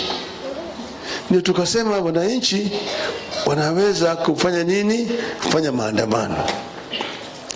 Maandamano iko ndani ya katiba yetu, iko ndani ya sheria, ni halali. Ukisema mimi nataka kufanya maandamano, nitakana polisi akulinde wewe. Aje wewe uko pale, mnasema tutaanza kutembea kutoka hapa mpaka pale, na polisi aje pale alinde nyinyi, sio kuja kupiga. Je, hii ni ungwana? Sasa wengine wamechikwa kwa mgongo huko kitoroka. Alafu sasa Wakenya wamekufa, zaidi ya watu 50 na kitu wamepigwa risasi wamekufa. Wengine watu 300 na kitu, karibu 500 wamepigwa risasi, wako hali ya mahututi katika hospitali. Wewe unajiita rais, unasema mimi natoa shukrani kwa polisi kufanya kazi nzuri. Kazi ya kuua watu ni kazi nzuri? Kazi ya kuua watu ni kazi nzuri? Hata siku moja yeye hajasema kusema pole kwa wale ambao watu wao wamekufa. Yeye anasema hawa watu wataniona mimi, nitawakalia ngumu, wataniona. Sasa wewe ni mtu gani? Unasema wewe ni Mkristo, kila mara kwa mara unakuwa na maaskofu, unakwenda kanisa, unapiga magoti chini, na pande hii nyingine wewe unaua watu. Unasema wewe ni Mkristo. Kama hiyo sio unafiki, sijui unafiki ni kitu gani? Mtu ambaye anafurahi kama watu wamepigwa risasi na wameuawa, na watu unaishi naye katika taifa moja, na anasema anafurahi, tena anatoa pongezi kwa polisi kufanya kazi mzuri. Je, huyo si mnyama? Sio ni mnyama? Si mnyama? Ndipo nataka kuambia Bwana Ruto, wa Kenya wameona wewe, na wewe mwenyewe, wewe wa Kenya si mabuzi yako. Wakenya wanaishi hapa kama Wakenya. Huwezi kuwatawala kama mkoloni. Mkoloni alikuja hapa na bunduki na kila kitu, walipiga watu hapa, si alitoka? Si alitoka? Hata wewe utatoka. Lakini kitu gani ambaye imefanya Bwana Ruto awe na shida? Manake Uhuru walipokuwa pale, mliona kulikuwa na subsidy ya bei ya chakula, sio? Kulikuwa na kazi mtaani kwa vijana, kuna kazi ya vijana, sio? Na kina mama, sikuwa na pesa, sivyo? Hata bei ya mafuta, ushuru ulikuwa chini. Amepandisha hizo zote juu pale. Kitu gani imefanya shida hivyo na serikali ya Uhuru? Kitu kubwa zaidi kinaitwa ufisadi. Ufisadi ndio watu wengi hawajasema. Ufisadi imejaa katika hii serikali. Mimi naongea kama mtu ambaye ameshaondesha serikali. Nimekuwa waziri mkuu kwa miaka 5. Na tulianza na Kibaki, kwa jumla tumefanya miaka 10. Na tukarekebisha uchumi. Uchumi hii hata Ruto akae miaka 100 hawezi kurekebika vile wanafanya kazi. Kwanza walifanya mpango ati kuna shirika ya serikali ilikuwa inaitwa KNTC. Ilikuwa imefilisika, imelala. Wamepofufua hiyo serika. Wakasema nataka kutumia hiyo serika kuleta bidhaa kutoka ng'ambo ili gharama ya maisha irudi chini. KNTC. Pesa kaweka kwa hii KNTC. Hiyo pesa inapewa kwa makampuni yao wenyewe. Wao ndio wameleta mahindi kutoka nje, wameleta ngano kutoka nje, wameleta mchele kutoka nje, wameleta sukari, wameleta mafuta ya kupikia. Hiyo yote imeletwa inapita hapo Mombasa bila kutoa ushuru. Lakini inauzwa katika soko ya hapa na bei ya juu kuliko yale ambayo imetengenezwa hapa kwetu. Sukari imetolewa nje, inauzwa hapa kwa bei ambayo ni juu kushinda kwa sukari ambayo inatoka hapo Sony factory. Pesa hiyo inaenda kwa wapi? Kwa mafuko ya marafiki ya Bwana Ruto. Hii pesa yote inaenda kwa mfuko ya marafiki ya Bwana Ruto na yeye mwenyewe. Fursa ya kununua neti ya umbu. Simulisikia hiyo? Wale ambao walihusika kwanza walifuta ile permanent secretary, lakini wale ambao walihusika ni wao Bwana Gachagua na mtoto yake ndio walihusika na hiyo mambo ya wizi ya neti ya umbu. Hawa wanajulikana. Unize Bwana Ruto alisema atatatua, hajatatua. Anafunika Bwana Gachagua, manake wanakula naye pamoja. Hiyo mambo ya KEMSA. Kwa hivyo na juzi ulisikia nasema ati gharama ya mbolea ilikuwa juu. Sasa tumerudisha gharama ya mbolea chini. Ati gharama ya mbolea ilikuwa shilingi 7,000 kabla tujaingia kwa serikali, tukarudisha ikawa 3,500, baadaye tukarudisha ikawa 2,500. Urongo mtupu. Hiyo mbolea walipewa kwa bure na serikali ya Urusi. Walipewa kwa bure na serikali ya Urusi tani 35,000. Vile Bwana Gachagua amesema hapa, waliongeza mchanga ndani ya hiyo mbolea ikafika tani 100,000. Tani 100,000. Sasa wanauza kwa shilingi 2,500 kwa kila gunia. Lakini hiyo mbolea walipewa bure. Ilikuwa inatakikana wapewe wa Kenya bure. Sio Raila anasema, Rais Putin ya Urusi ndiye alisema wiki jana ati alipatia Kenya mbolea ya bure. Kenya na Malawi anauza hiyo mbolea, anadanganya wa Kenya kwamba amerudisha bei ya mbolea chini. Ujinga hiyo, sio ni ujinga? Sio ni ujinga? Anafikiri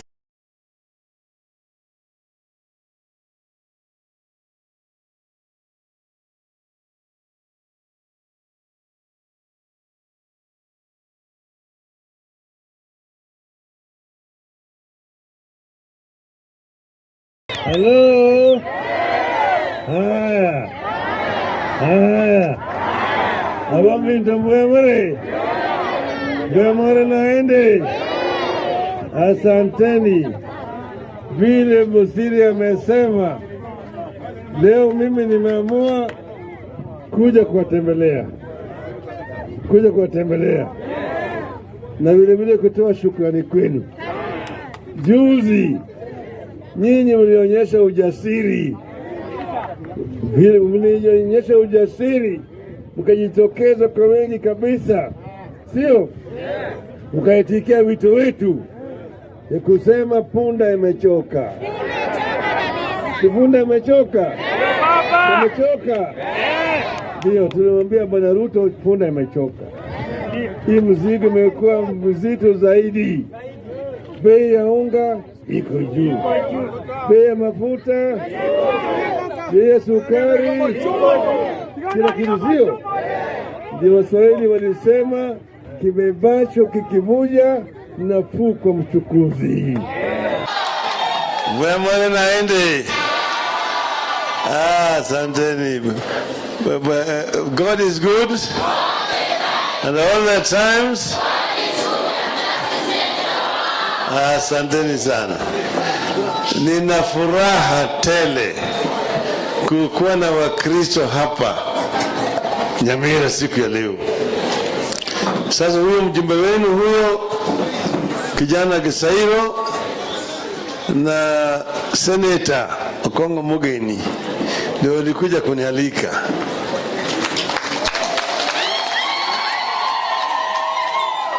Wakaniambia kuna sherehe hapa siku ya Jumapili, na kuna sherehe siku hiyo Wakristo wote wanajumika hapo kuomba na vile vile kutoa mchango kidogo hapo ya kufanya maendeleo hapo. Kama mimi nafasi nifike, nikasema mimi nitafika. mimi napenda sana kuungana kila mara kwa mara na Wakristo. Hasa hao Wakatoliki ni marafiki yangu. Ingawaje mimi ni Mwangalikani, lakini ni rafiki wa Katoliki. Kuna wakati mwingine ambao walikuwa wanataka kunimaliza, ile serikali ile ambayo ilipita ile, wakati ile harakati ya ukombozi wa tatu. Sasa mimi nikaenda chini kajificha. Alafu sasa kanisa lilifanya mpango ya kuniotoa. Wakaja wakanitoa pale, wakanipata mimi moja ya father moja na sister nyingine ilikuwa ni Mwamerikani, kanaita Sister Diane. Ndio nitoa Nairobi kama roadblock zimewekwa kila mahali. Wakanipitia mimi na ile panya, njia ya panya route. Kafika manake father amekuja, ako na ile nguo ya father, ameweka ile kola. Sister vile vile amejivisha na meupe kama hawa na ile yao ya juu, na mimi vile vile nikaweka kama father.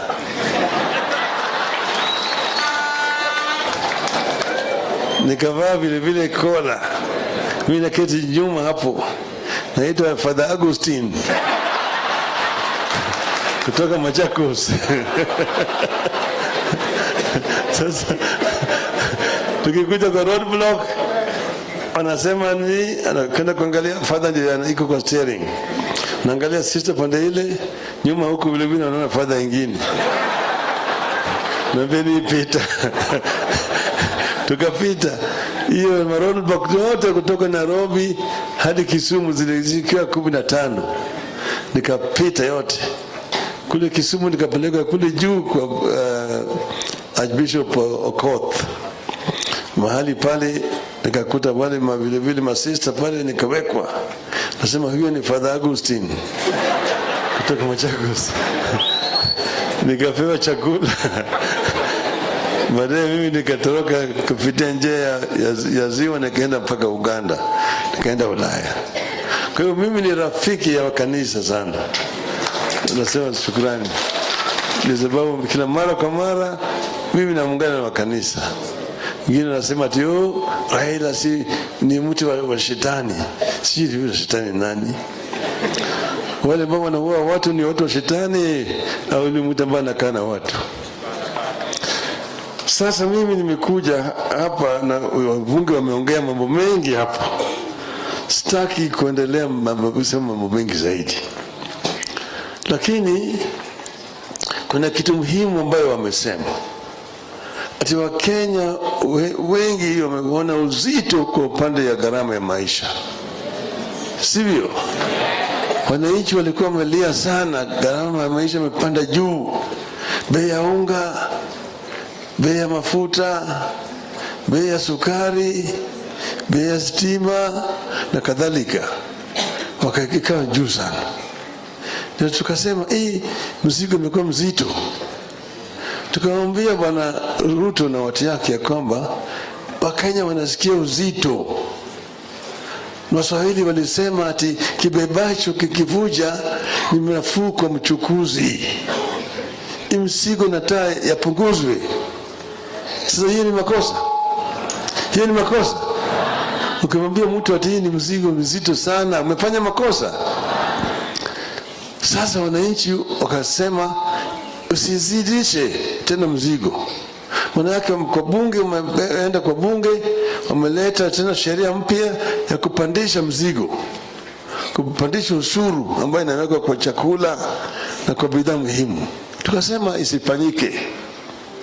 Sasa anaenda kwa bunge kule, anachukua wabunge wengine wanapatia hongo ili wapige kura ya kuunga mkono hiyo mswada. Sasa ndio tukasema kama na hiyo, sasa wabunge wamepitisha sheria dhidi ya wananchi. Ndio tukasema wananchi wanaweza kufanya nini? Kufanya maandamano. Maandamano iko ndani ya katiba yetu, iko ndani ya sheria, ni halali. Ukisema mimi nataka kufanya maandamano, nitakana polisi akulinde wewe, aje Wewe uko pale mnasema tutaanza kutembea kutoka hapa mpaka pale na polisi aje pale alinde nyinyi. Sio kuja kupiga. Je, hii ni ungwana? Sasa wengine wamechikwa kwa mgongo huko akitoroka. Alafu sasa Wakenya wamekufa. Zaidi ya watu 50 na kitu wamepigwa risasi wamekufa. Wengine watu 300 na kitu karibu 500 wamepigwa risasi wako hali ya mahututi katika hospitali. Wewe unajiita rais, unasema mimi natoa shukrani kwa polisi kufanya kazi nzuri. Kazi ya kuua watu ni kazi nzuri?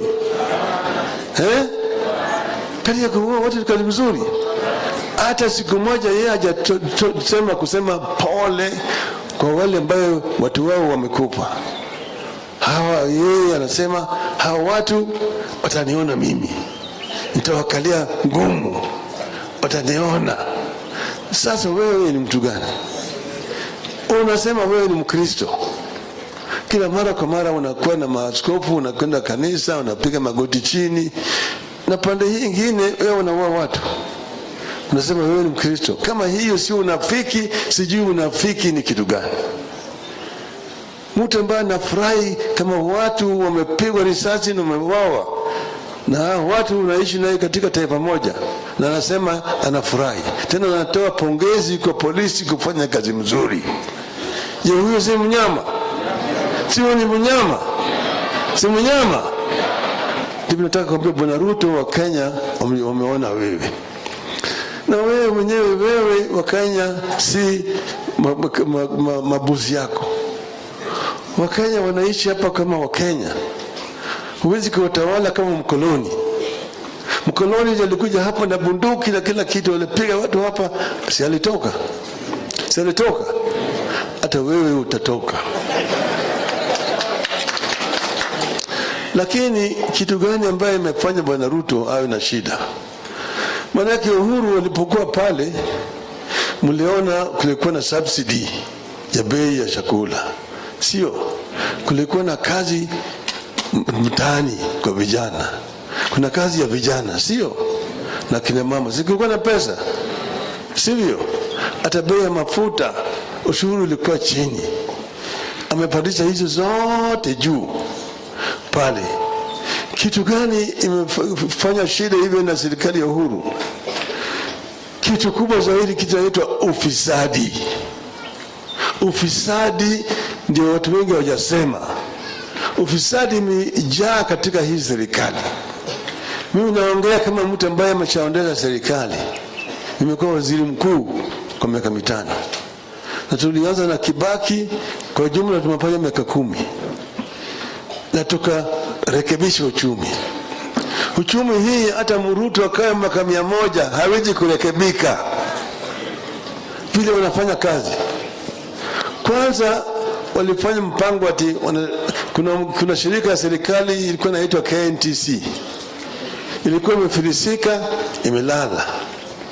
Wamepofufua hiyo shirika.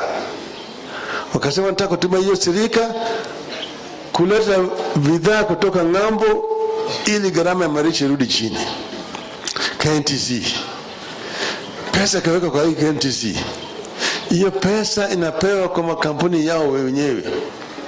Wao ndio wameleta mahindi kutoka nje, wameleta ngano kutoka nje, wameleta mchele kutoka nje, wameleta sukari, wameleta mafuta ya kupikia. Hiyo yote imeletwa inapita hapo Mombasa bila kutoa ushuru. Lakini inauzwa katika soko ya hapa na bei ya juu kuliko yale ambayo imetengenezwa hapa kwetu. Sukari imetolewa nje, inauzwa hapa kwa bei ambayo ni juu kushinda kwa sukari ambayo inatoka hapo Sony factory. Pesa hiyo inaenda kwa wapi? Kama mfuko ya marafiki ya Bwana Ruto. Hii pesa yote inaenda kwa mfuko ya marafiki ya Bwana Ruto na yeye mwenyewe. Fursa ya kununua neti ya umbu. Simulisikia hiyo?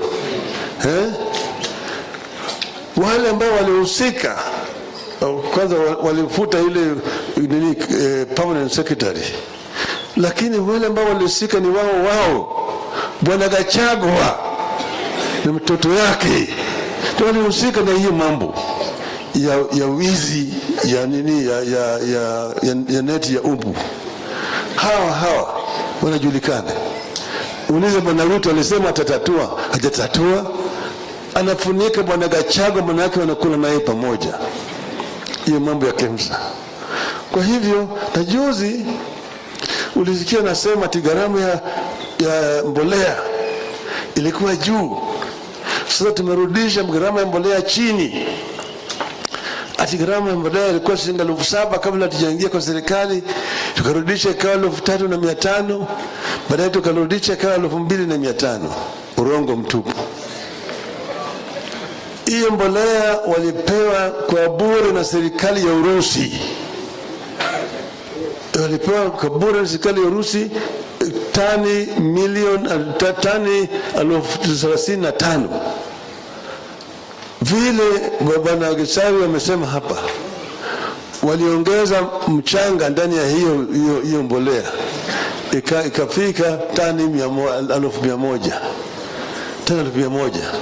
Sasa wanauza kwa shilingi 2,500 kwa kila gunia. Lakini hiyo mbolea walipewa bure. Ilikuwa inatakikana wapewe Kenya bure.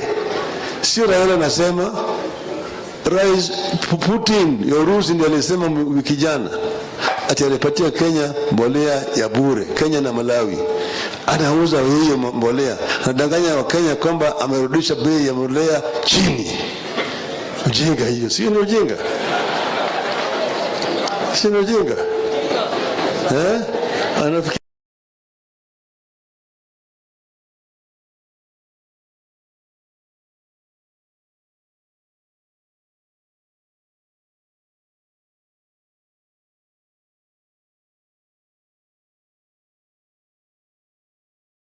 Hello.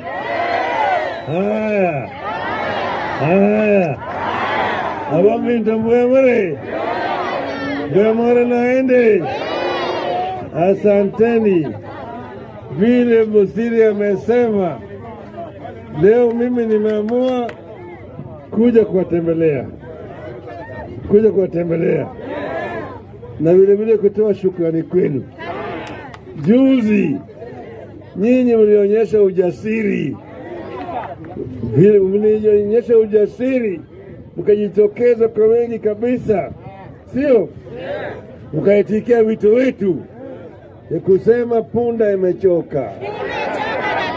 Punda imechoka. Ndio tulimwambia Bwana Ruto punda imechoka. Hii mzigo imekuwa mzito zaidi. Bei ya unga iko juu, bei ya mafuta, bei ya sukari, kila kitu sio. Ndio Waswahili walisema kibebacho kikivuja nafuu kwa mchukuzi. Mwemare naende. Asanteni. God is good and all the times. Asanteni sana.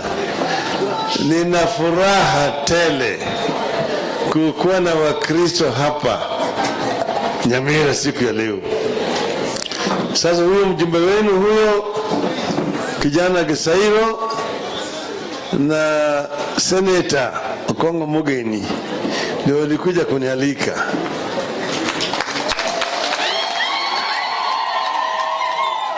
Wakaniambia kuna sherehe hapa siku ya Jumapili, na kuna sherehe siku hiyo, Wakristo wote wanajumika hapo kuomba na vile kutoa mchango kidogo hapo ya kufanya maendeleo hapo. Kama mimi nafasi nifike, nikasema mimi nitafika.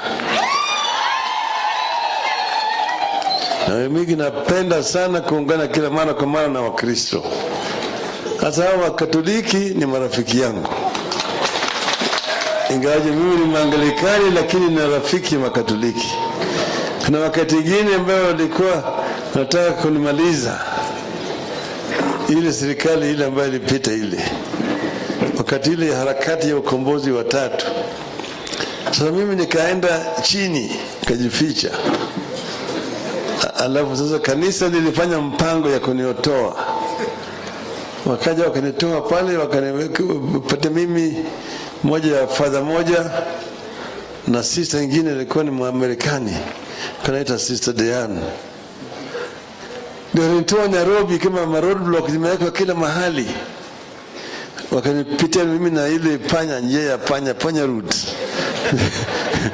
Kafika manake father amekuja ako na ile nguo ya father, ameweka ile kola. Sister vile vile amejivisha na nimeupe kama hawa na ile yao ya juu, na mimi vile vile nikaweka kama father.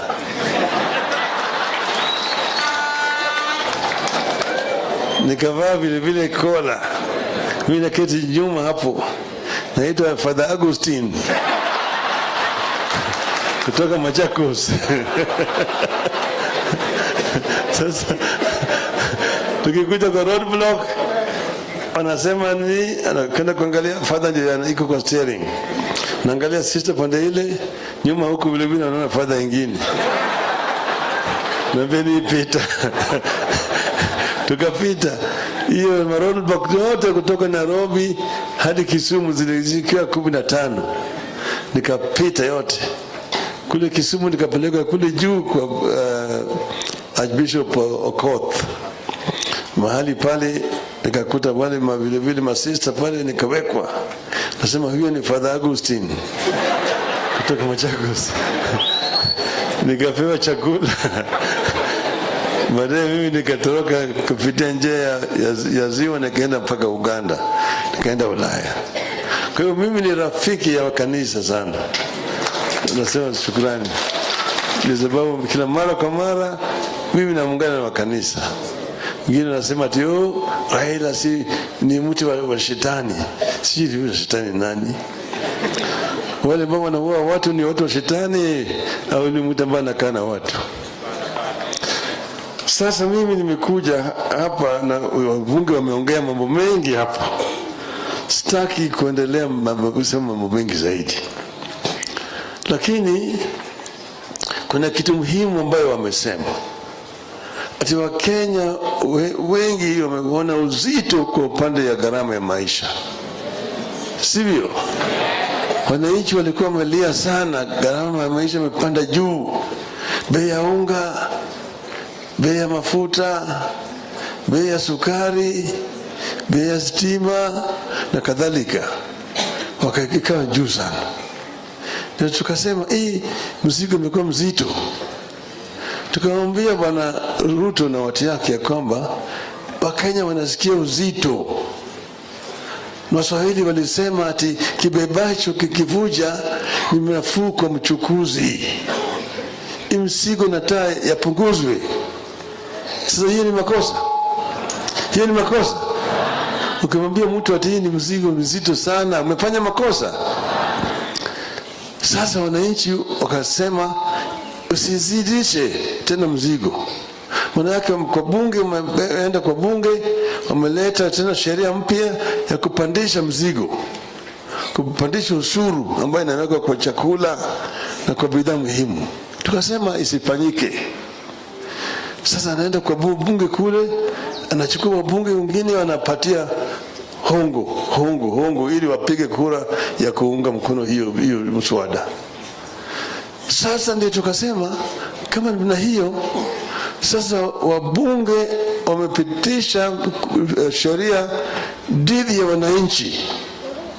Ndio tukasema wananchi wanaweza kufanya nini? Kufanya maandamano.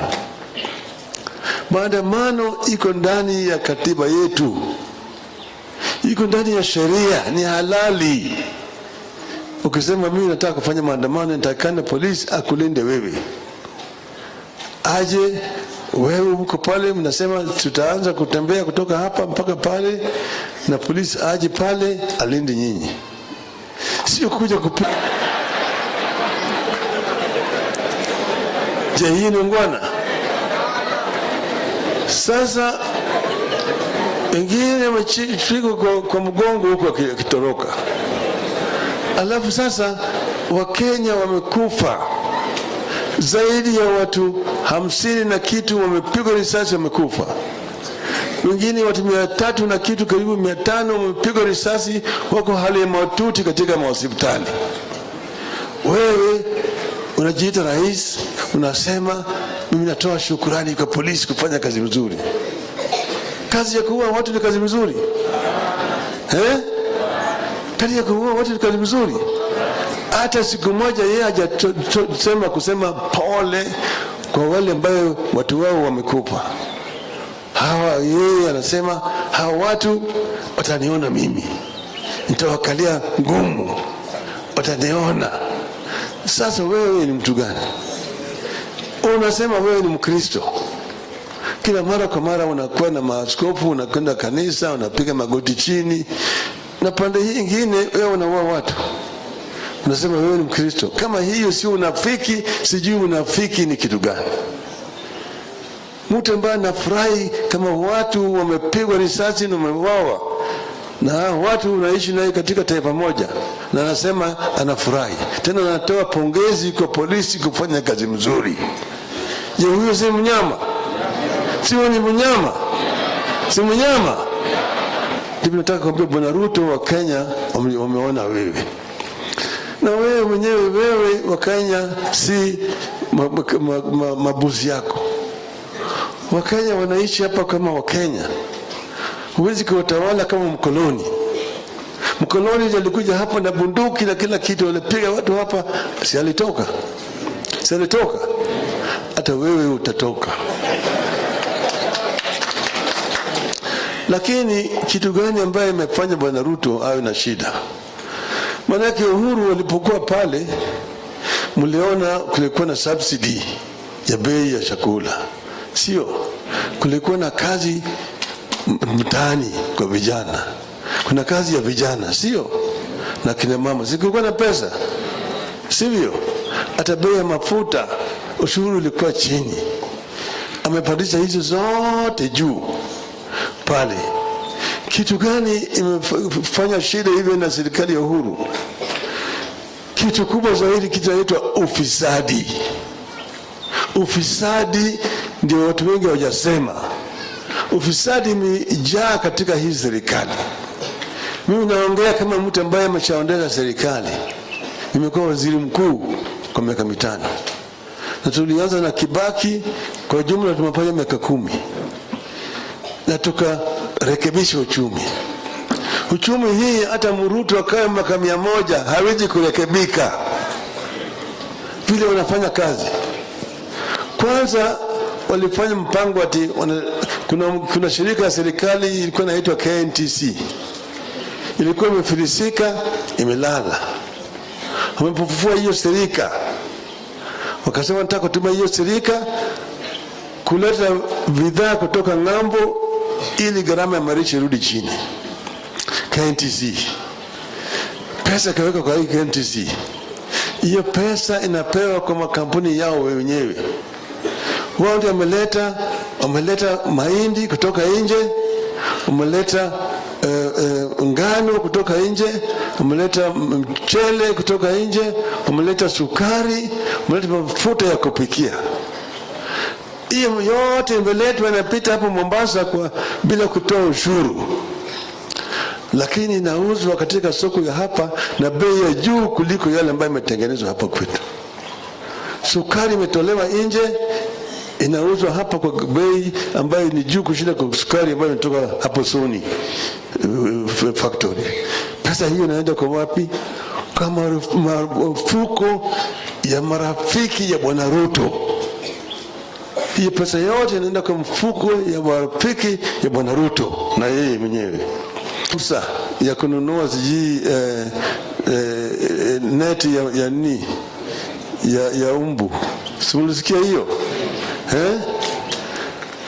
Wale ambao walihusika kwanza walifuta ile permanent secretary, lakini wale ambao walihusika ni wao Bwana Gachagua na mtoto yake ndio walihusika na hiyo mambo ya wizi ya nini ya neti ya umbu. Hawa wanajulikana. Ulize bwana Ruto alisema atatatua, hajatatua. Anafunika bwana Gachagua, manake wanakula naye pamoja. Hiyo mambo ya KEMSA. Kwa hivyo na juzi ulisikia nasema ati gharama ya mbolea ilikuwa juu. Sasa tumerudisha gharama ya mbolea chini. Ati gharama ya mbolea ilikuwa shilingi 7,000 kabla tujaingia kwa serikali, tukarudisha ikawa 3,500, baadaye tukarudisha ikawa 2,500. Urongo mtupu. Hiyo mbolea walipewa kwa bure na serikali ya Urusi. Walipewa kwa bure na serikali ya Urusi tani 35,000. Vile bwana Gisawi amesema hapa, waliongeza mchanga ndani ya hiyo mbolea, ikafika tani 100,000. Tani 100,000. Sasa wanauza kwa shilingi 2,500 kwa kila gunia. Lakini hiyo mbolea walipewa bure. Ilikuwa inatakikana wapewe wa Kenya bure.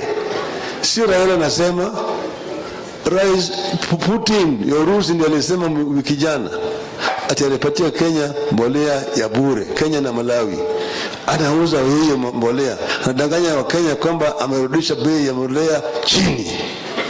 Ujinga hiyo, si ni ujinga? Si ni ujinga? Anafikiri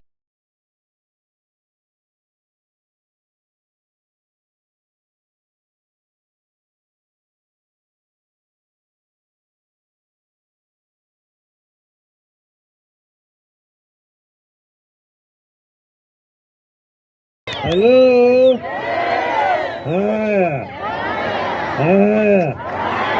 Abamvinto mwemere. Mwemere naende. Asanteni. Vile Musiri amesema, leo mimi nimeamua kuja kuwatembelea. Na vile kutoa shukrani kwenu. Juzi nyinyi mlionyesha ujasiri. Vile mlionyesha ujasiri, mkajitokeza kwa wengi kabisa. Sio? Mkaitikia wito wetu ya kusema punda imechoka. Punda imechoka. Imechoka. Ndio tulimwambia bwana Ruto punda imechoka. Hii mzigo imekuwa mzito zaidi. Bei ya unga iko juu. Bei ya mafuta, bei ya sukari, kila kitu sio. Ndio Waswahili walisema kibebacho kikivuja nafuu kwa mchukuzi. Mwemere naende. Asanteni. God is good. And all the times. Asanteni sana.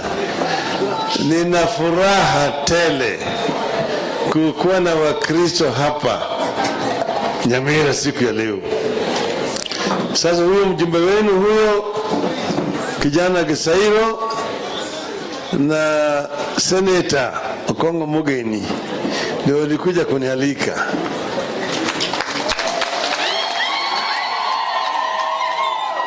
Wakaniambia kuna sherehe hapa siku ya Jumapili, na kuna sherehe siku hiyo, Wakristo wote wanajumika hapo kuomba na vile vile kutoa mchango kidogo hapo ya kufanya maendeleo hapo.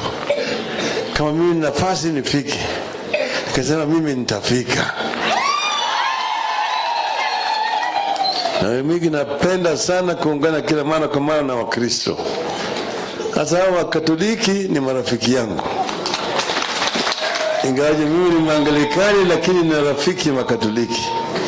Kuna wakati mwingine ambao walikuwa nataka kunimaliza ile serikali ile ambayo ilipita ile. Wakati ile ya harakati ya ukombozi wa 3. Sasa mimi nikaenda chini, nikajificha. Alafu sasa kanisa lilifanya mpango ya kuniotoa. wakaja wakanitoa pale, wakanipata mimi moja ya father moja na sister nyingine ilikuwa ni Mwamerikani kanaita Sister Diane. Ndio nitoa Nairobi kama roadblock zimewekwa kila mahali.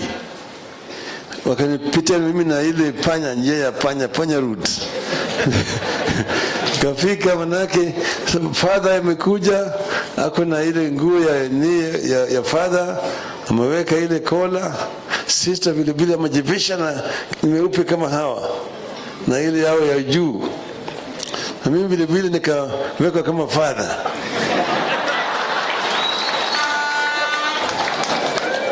Nikavaa vile vile kola. Mimi naketi nyuma hapo. Naitwa Father Augustine kutoka Machakos. Sasa tukikuja kwa roadblock anasema ni anakwenda kuangalia father ndio iko kwa steering. Naangalia sister pande ile, nyuma huko vile vile naona father nyingine. Na vile pita. Tukapita hiyo roadblock yote kutoka Nairobi hadi Kisumu zilizikia 15.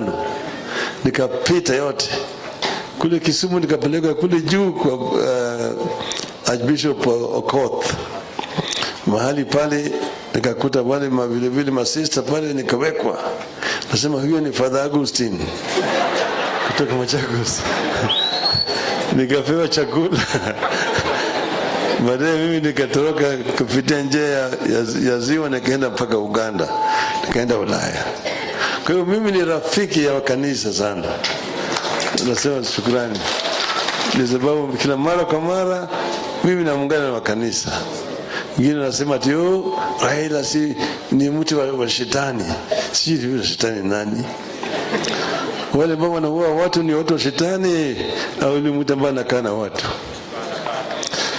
Sasa mimi nimekuja hapa na wabunge wameongea mambo mengi hapa. Sitaki kuendelea mambo mengi zaidi. Lakini kuna kitu muhimu ambayo wamesema. Ati Wakenya wengi wameona uzito kwa upande ya gharama ya maisha. Sivyo? Wananchi walikuwa wamelia sana, gharama ya maisha imepanda juu.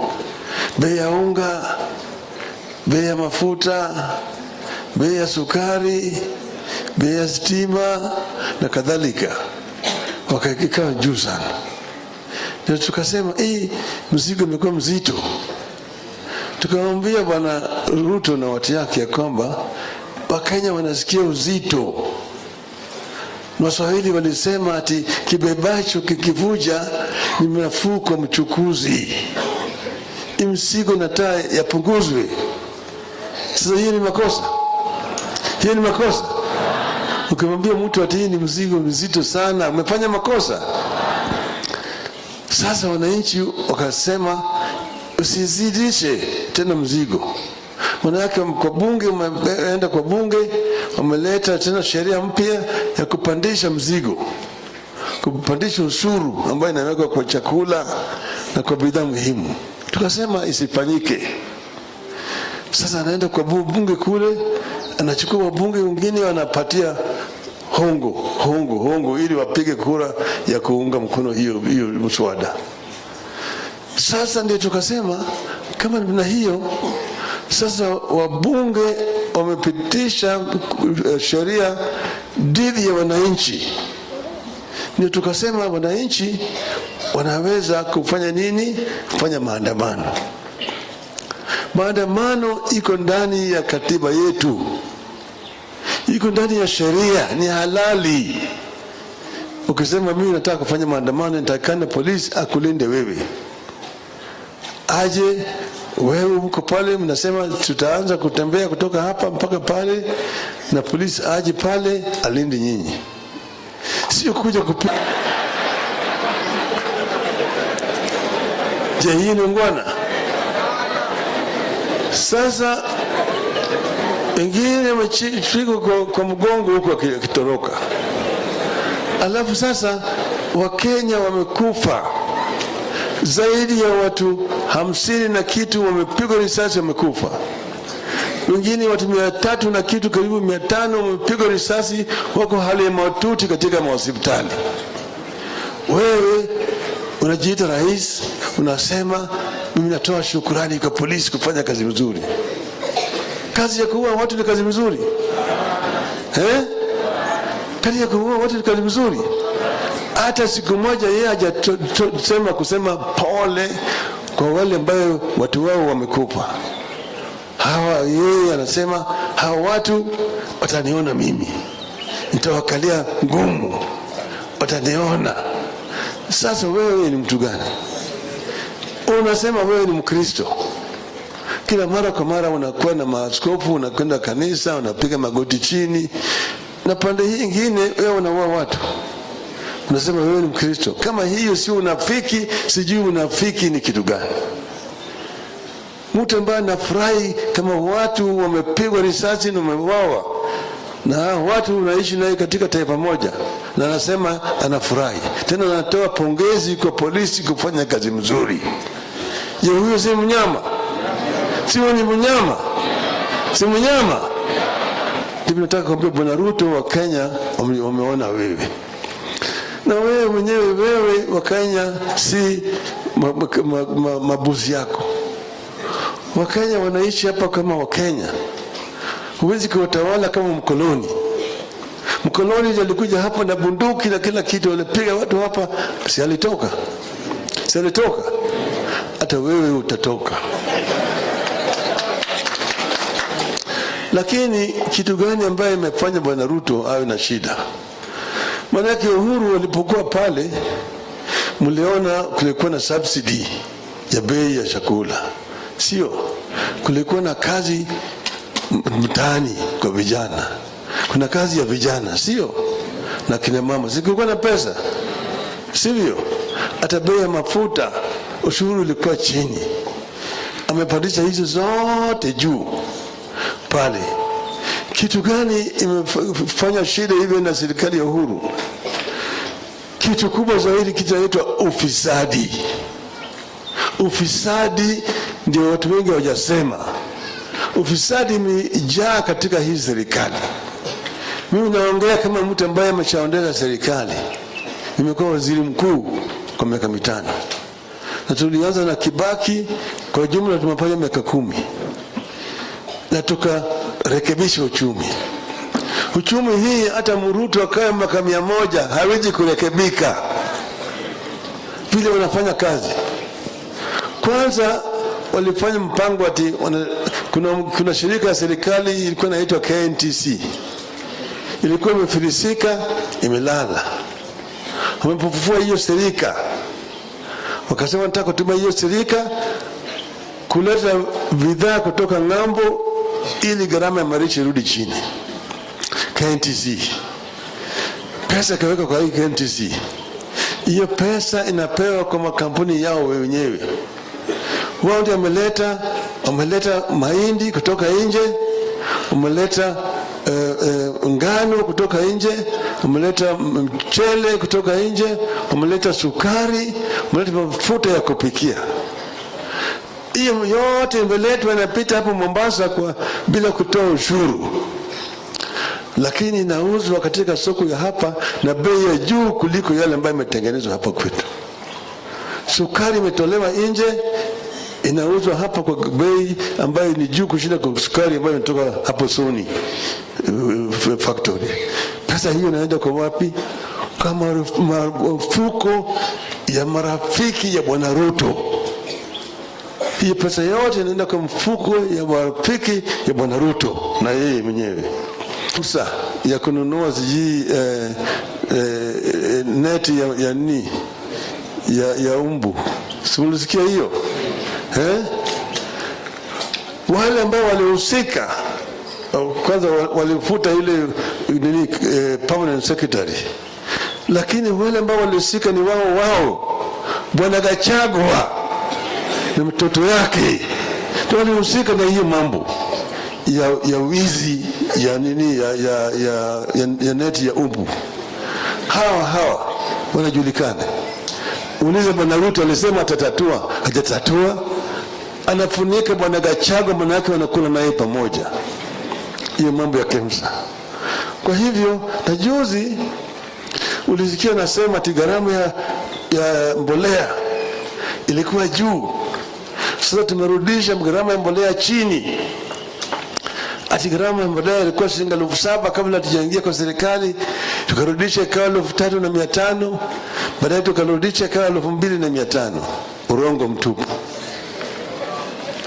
Hiyo mbolea walipewa kwa bure na serikali ya Urusi. Walipewa kwa bure na serikali ya Urusi tani 35,000. Vile bwana Gisawi amesema hapa, waliongeza mchanga ndani ya hiyo mbolea, ikafika tani 100,000. Tani 100,000. Sasa wanauza kwa shilingi 2,500 kwa kila gunia. Lakini hiyo mbolea walipewa bure. Ilikuwa inatakikana wapewe Kenya bure. Sio Raila anasema, Rais Putin ya Urusi ndiye alisema wiki jana ati alipatia Kenya mbolea ya bure. Kenya na Malawi anauza hiyo mbolea, anadanganya wa Kenya kwamba amerudisha bei ya mbolea chini. Ujinga hiyo, sio ni ujinga? Sio ni ujinga? Anafikiri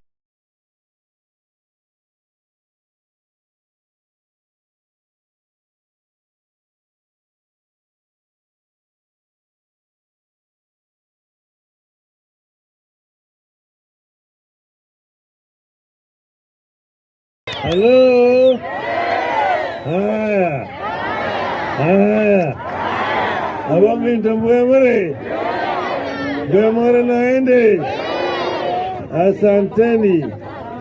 Vile Musiri amesema, leo mimi nimeamua kuja kuwatembelea. Na vile kutoa shukrani kwenu. Juzi nyinyi mlionyesha ujasiri.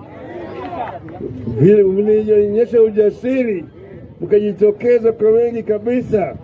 Sio?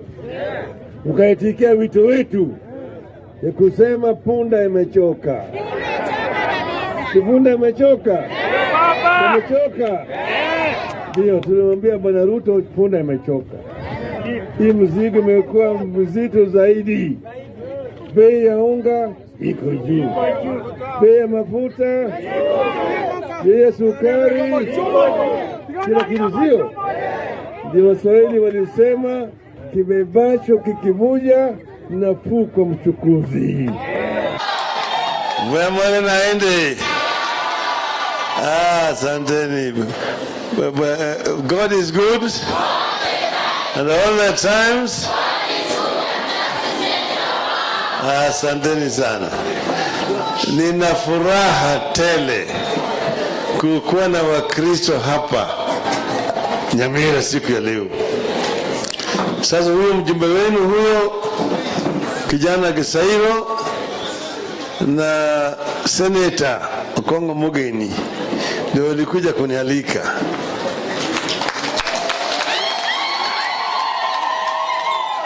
Wakaniambia kuna sherehe hapa siku ya Jumapili, na kuna sherehe siku hiyo, Wakristo wote wanajumika hapo kuomba na vile vile kutoa mchango kidogo hapo ya kufanya maendeleo hapo. Kama mimi nafasi nifike, nikasema mimi nitafika. Na mimi napenda sana kuungana kila mara kwa mara na Wakristo. Hasa hao Wakatoliki ni marafiki yangu. Ingawaje mimi ni Mwangalikani, lakini ni rafiki wa Katoliki. Kuna wakati mwingine ambao walikuwa nataka kunimaliza ile serikali ile ambayo ilipita ile. Wakati ile harakati ya ukombozi wa 3. Sasa mimi nikaenda chini, nikajificha. Alafu sasa kanisa lilifanya mpango ya kuniotoa. Wakaja wakanitoa pale, wakanipata mimi moja ya father moja na sister nyingine ilikuwa ni Mwamerikani, kanaita Sister Diane. ndio nitoa Nairobi kama roadblock zimewekwa kila mahali. Wakanipitia mimi na ile panya, njia ya panya route. Kafika manake father amekuja, ako na ile nguo ya father, ameweka ile kola. Sister vile vile amejivisha na meupe kama hawa na ile yao ya juu, na mimi vile vile nikaweka kama father.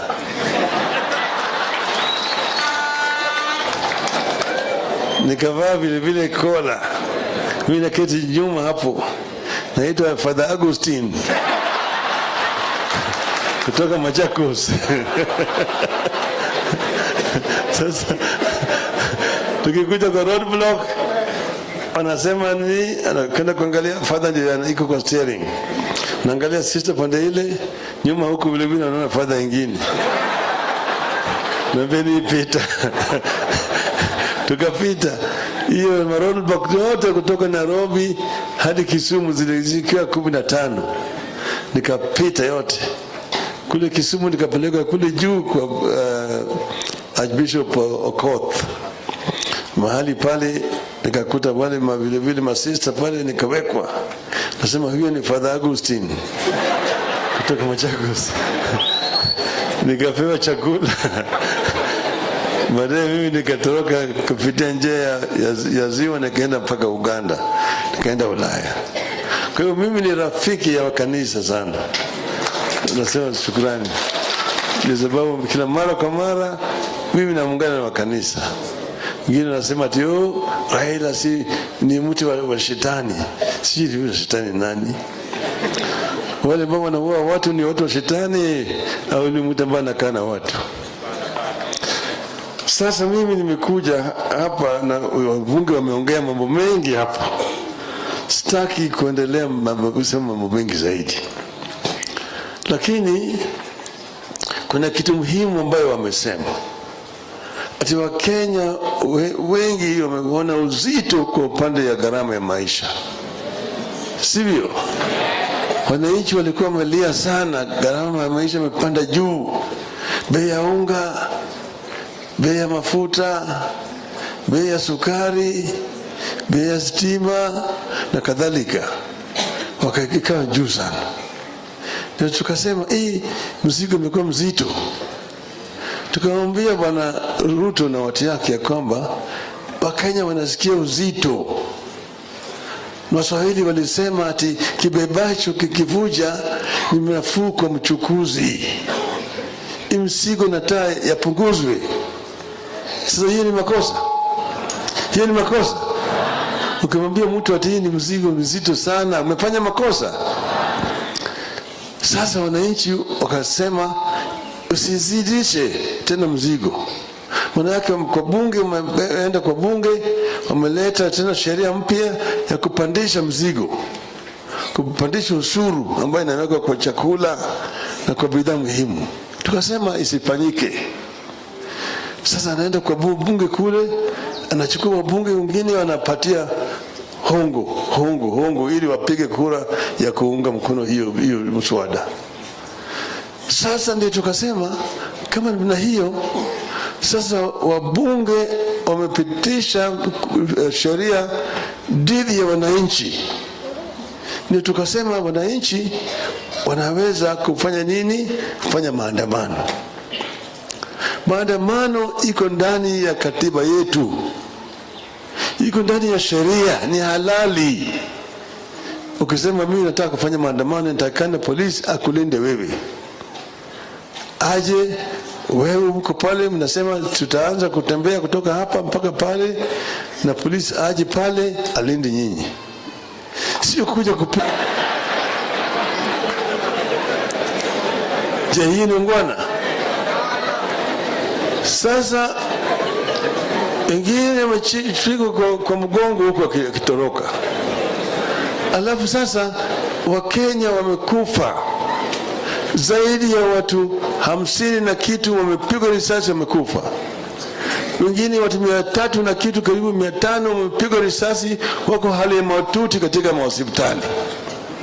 Wewe unajiita rais, unasema mimi natoa shukrani kwa polisi kufanya kazi nzuri. Kazi ya kuua watu ni kazi mzuri? Kazi ya kuua watu ni kazi mzuri? Hata siku moja yeye hajasema kusema pole kwa wale ambao watu wao wamekufa. Yeye anasema hawa watu wataniona mimi, nitawakalia ngumu, wataniona. Sasa wewe ni mtu gani? Unasema wewe ni Mkristo, kila mara kwa mara unakuwa na maaskofu, unakwenda kanisa, unapiga magoti chini, na pande hii nyingine wewe unaua watu. Unasema wewe ni Mkristo. Kama hiyo si unafiki, sijui unafiki ni kitu gani? Mtu ambaye anafurahi kama watu wamepigwa risasi na wameuawa, na watu unaishi naye katika taifa moja, na anasema anafurahi, tena anatoa pongezi kwa polisi kufanya kazi mzuri. Je, huyo si mnyama? Si ni mnyama? Si mnyama? Ndipo nataka kuambia Bwana Ruto, wa Kenya wameona wewe, na wewe mwenyewe, wewe wa Kenya si mabuzi yako. Wakenya wanaishi hapa kama Wakenya. Huwezi kuwatawala kama mkoloni. Mkoloni alikuja hapa na bunduki na kila kitu, walipiga watu hapa, si alitoka? Si alitoka? Hata wewe utatoka. Lakini kitu gani ambaye imefanya Bwana Ruto awe na shida? Maana yake Uhuru walipokuwa pale, mliona kulikuwa na subsidy ya bei ya chakula. Sio? Kulikuwa na kazi mtaani kwa vijana. Kuna kazi ya vijana, sio? Na kina mama. Kulikuwa na pesa. Sivyo? Hata bei ya mafuta, ushuru ulikuwa chini. Amepandisha hizo zote juu pale. Kitu gani imefanya shida hivyo na serikali ya Uhuru? Kitu kubwa zaidi kinaitwa ufisadi. Ufisadi ndio watu wengi hawajasema. Ufisadi imejaa katika hii serikali. Mimi naongea kama mtu ambaye ameshaondesha serikali. Nimekuwa waziri mkuu kwa miaka 5. Na tulianza na Kibaki, kwa jumla tumefanya miaka 10. Na tukarekebisha uchumi. Uchumi hii hata Ruto akae miaka 100 hawezi kurekebika vile wanafanya kazi. Kwanza walifanya mpango ati kuna shirika la serikali ilikuwa inaitwa KNTC. Ilikuwa imefilisika, imelala. Wamepofufua hiyo serika. Wakasema nataka kutumia hiyo serika kuleta bidhaa kutoka ng'ambo ili gharama ya maisha irudi chini. KNTC. Pesa kaweka kwa hii KNTC. Hiyo pesa inapewa kwa makampuni yao wenyewe. Wao ndio wameleta mahindi kutoka nje, wameleta ngano kutoka nje, wameleta mchele kutoka nje, wameleta sukari, wameleta mafuta ya kupikia. Hiyo yote imeletwa inapita hapo Mombasa bila kutoa ushuru. Lakini inauzwa katika soko ya hapa na bei ya juu kuliko yale ambayo imetengenezwa hapa kwetu. Sukari imetolewa nje, inauzwa hapa kwa bei ambayo ni juu kushinda kwa sukari ambayo inatoka hapo Sony factory. Pesa hiyo inaenda kwa wapi? Kama mafuko ya marafiki ya Bwana Ruto. Hii pesa yote inaenda kwa mfuko ya marafiki ya Bwana Ruto na yeye mwenyewe. Fursa ya kununua neti ya umbu. Simulisikia hiyo? Wale ambao walihusika kwanza walifuta ile permanent secretary. Lakini wale ambao walihusika ni wao. Bwana Gachagua na mtoto yake ndio walihusika na hiyo mambo ya wizi ya neti ya umbu. Hawa wanajulikana. Uliza Bwana Ruto alisema atatatua, hajatatua. Anafunika Bwana Gachagua, manake wanakula naye pamoja. Hiyo mambo ya KEMSA. Kwa hivyo na juzi ulisikia nasema ati gharama ya mbolea ilikuwa juu. Sasa tumerudisha gharama ya mbolea chini. ati gharama ya mbolea ilikuwa shilingi 7,000 kabla tujaingia kwa serikali, tukarudisha ikawa 3,500, baadaye tukarudisha ikawa 2,500. Urongo mtupu. Hiyo mbolea walipewa kwa bure na serikali ya Urusi. Walipewa kwa bure na serikali ya Urusi tani 35,000. Vile bwana Gisari wamesema hapa, waliongeza mchanga ndani ya hiyo mbolea ikafika tani 100,000. Tani 100,000. Sasa wanauza kwa shilingi 2,500 kwa kila gunia. Lakini hiyo mbolea walipewa bure. Ilikuwa inatakikana wapewe Kenya bure. Sio Raila anasema, Rais Putin ya Urusi ndiye alisema wiki jana ati alipatia Kenya mbolea ya bure. Kenya na Malawi anauza hiyo mbolea, anadanganya wa Kenya kwamba amerudisha bei ya mbolea chini. Ujinga hiyo, sio ni ujinga?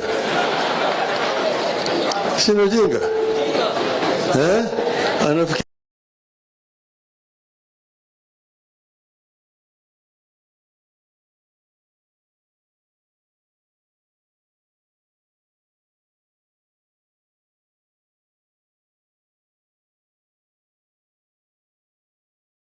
Hello. Haya. Abamlinda mwemere. Mwemere naende. Asanteni. Vile Musiri amesema, leo mimi nimeamua kuja kuwatembelea. Na vile kutoa shukrani kwenu. Juzi nyinyi mlionyesha ujasiri. Vile mlionyesha ujasiri, mkajitokeza kwa wengi kabisa. Sio? Mkaitikia wito wetu ya kusema punda imechoka. Punda imechoka. Imechoka. Ndio tulimwambia bwana Ruto punda imechoka. Hii mzigo imekuwa mzito zaidi. Bei ya unga iko juu, bei ya mafuta, bei ya sukari, kila kitu. Sio ndio Waswahili walisema, kibebacho kikivuja nafuu kwa mchukuzi. Mwemere naende. Asanteni.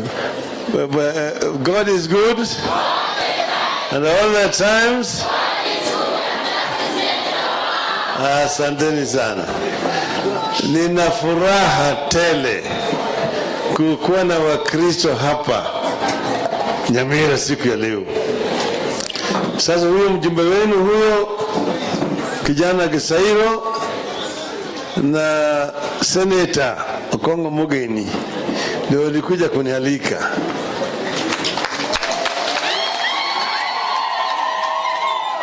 Wakaniambia kuna sherehe hapa siku ya Jumapili, na kuna sherehe siku hiyo, Wakristo wote wanajumika hapo kuomba na vile vile kutoa mchango kidogo hapo ya kufanya maendeleo hapo. Kama mimi nafasi nifike, nikasema mimi nitafika. Na mimi napenda sana kuungana kila mara kwa mara na Wakristo. Hata hao Wakatoliki ni marafiki yangu. Ingawaje mimi ni Mwangalikani, lakini ni rafiki wa Katoliki. Kuna wakati mwingine ambao walikuwa wanataka kunimaliza ile serikali ile ambayo ilipita ile. Wakati ile harakati ya ukombozi wa 3. Sasa mimi nikaenda chini, nikajificha. Alafu sasa kanisa lilifanya mpango ya kuniotoa. Wakaja wakanitoa pale, wakanipata mimi moja ya father moja na sister nyingine ilikuwa ni Mwamerikani, kanaita Sister Diane. Ndio nitoa Nairobi kama roadblock zimewekwa kila mahali. Wakanipita mimi na ile panya, njia ya panya route. Kafika manake father amekuja, ako na ile nguo ya father, ameweka ile kola. sister vile vile amejivisha na meupe kama hawa na ile yao ya juu, na mimi vile vile nikaweka kama father.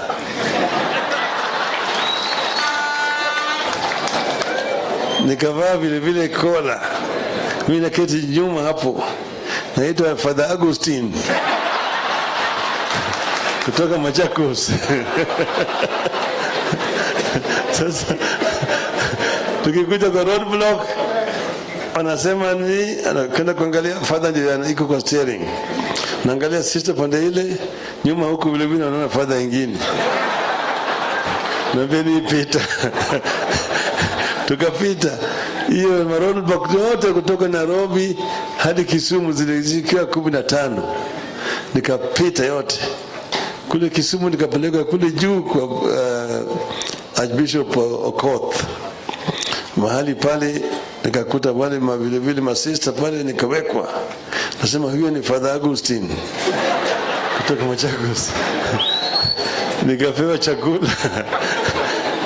Baadaye mimi nikatoroka kupitia njia ya ziwa, nikaenda mpaka Uganda, nikaenda Ulaya. Kwa hiyo mimi ni rafiki ya kanisa sana. Nasema shukrani, kwa sababu kila mara kwa mara mimi naungana na kanisa. Wengine wanasema ati Raila si ni mtu wa shetani. Si yule shetani nani? Wale ambao wanaua watu ni watu wa shetani au ni mtu ambaye anakaa na watu? Sasa mimi nimekuja hapa na wabunge wameongea mambo mengi hapa. Sitaki kuendelea kusema mambo mengi zaidi. Lakini kuna kitu muhimu ambayo wamesema. Ati Wakenya wengi wameona uzito kwa upande ya gharama ya maisha. Sivyo? Wananchi walikuwa wamelia sana, gharama ya maisha imepanda juu.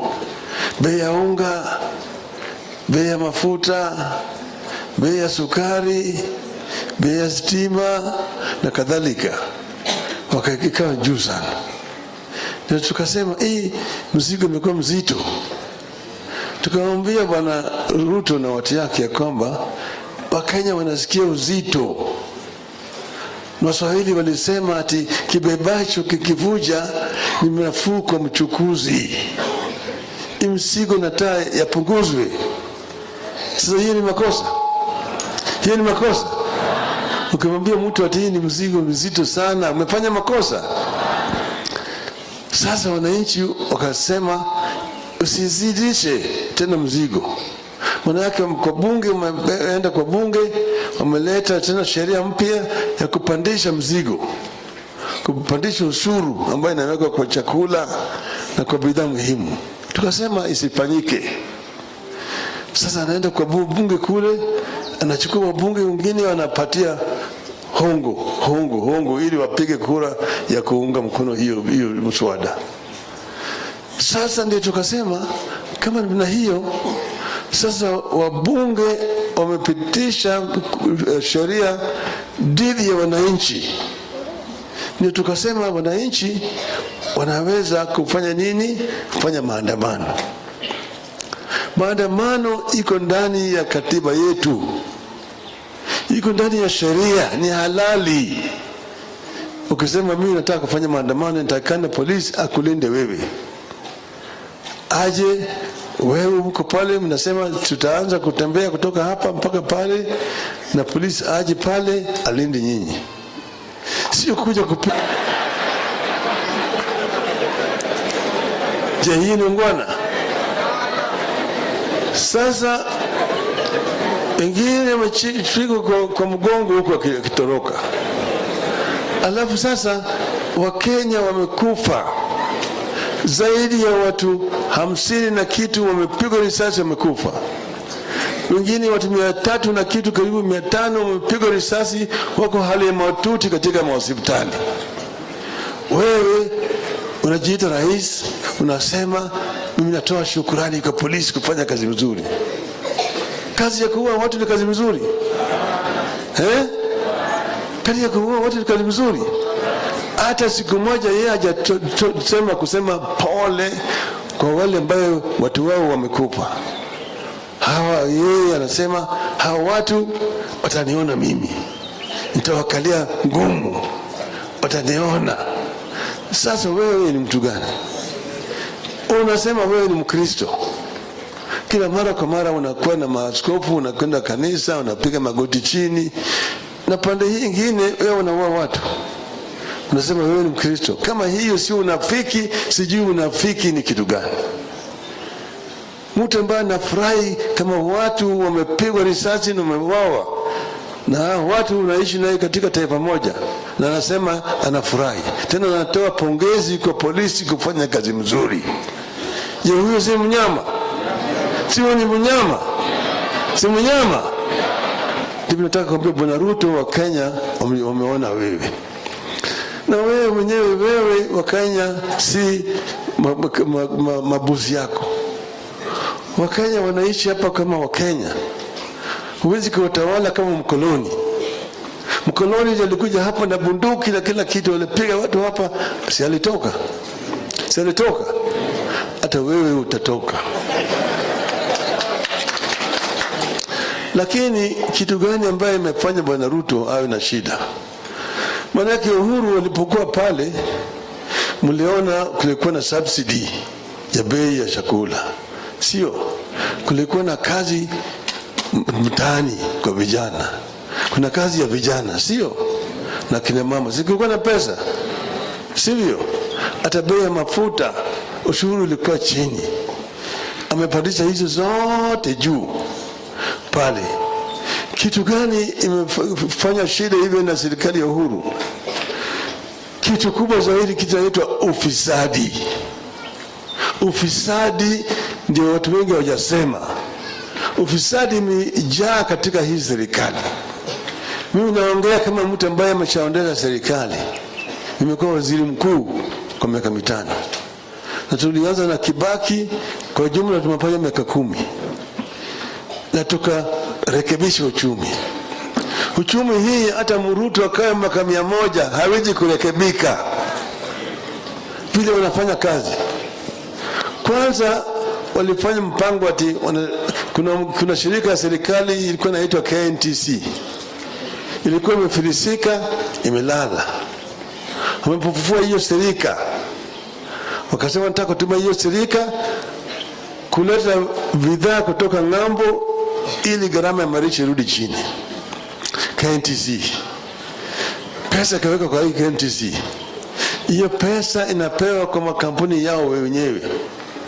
Wao ndio wameleta mahindi kutoka nje, wameleta ngano kutoka nje, wameleta mchele kutoka nje, wameleta sukari, wameleta mafuta ya kupikia. Hiyo yote imeletwa inapita hapo Mombasa bila kutoa ushuru. Lakini inauzwa katika soko ya hapa na bei ya juu kuliko yale ambayo imetengenezwa hapa kwetu. Sukari imetolewa nje, inauzwa hapa kwa bei ambayo ni juu kushinda kwa sukari ambayo inatoka hapo Sony factory. Pesa hiyo inaenda kwa wapi? Kama mafuko ya marafiki ya Bwana Ruto. Hiyo pesa yote inaenda kwa mfuko ya marafiki ya Bwana Ruto na yeye mwenyewe. Fursa ya kununua neti ya umbu. Simulisikia hiyo? Wale ambao walihusika kwanza walifuta ile permanent secretary. Lakini wale ambao walihusika ni wao. Bwana Gachagua na mtoto yake ndio walihusika na hiyo mambo ya wizi ya neti ya umbu. Hawa wanajulikana. Unize Bwana Ruto alisema atatatua, hajatatua. Anafunika Bwana Gachagua, manake wanakula naye pamoja. Hiyo mambo ya KEMSA. Kwa hivyo na juzi ulisikia nasema ati gharama ya mbolea ilikuwa juu. Sasa tumerudisha gharama ya mbolea chini. Ati gharama ya mbolea ilikuwa shilingi 7,000 kabla tujaingia kwa serikali, tukarudisha ikawa 3,500, baadaye tukarudisha ikawa 2,500. Urongo mtupu. Hiyo mbolea walipewa kwa bure na serikali ya Urusi. walipewa kabura serikali ya Urusi tani 35,000. Vile bwana Gisari wamesema hapa, waliongeza mchanga ndani ya hiyo mbolea ikafika tani 100,000. Tani 100,000. Sasa wanauza kwa shilingi 2,500 kwa kila gunia, lakini hiyo mbolea walipewa bure. Ilikuwa inatakikana wapewe Kenya bure. Sio Raila anasema, Rais Putin ya Urusi ndiye alisema wiki jana ati alipatia Kenya mbolea ya bure. Kenya na Malawi anauza hiyo mbolea, anadanganya wa Kenya kwamba amerudisha bei ya mbolea chini. Ujinga hiyo, sio ni ujinga? Sio ni ujinga? Anafikiri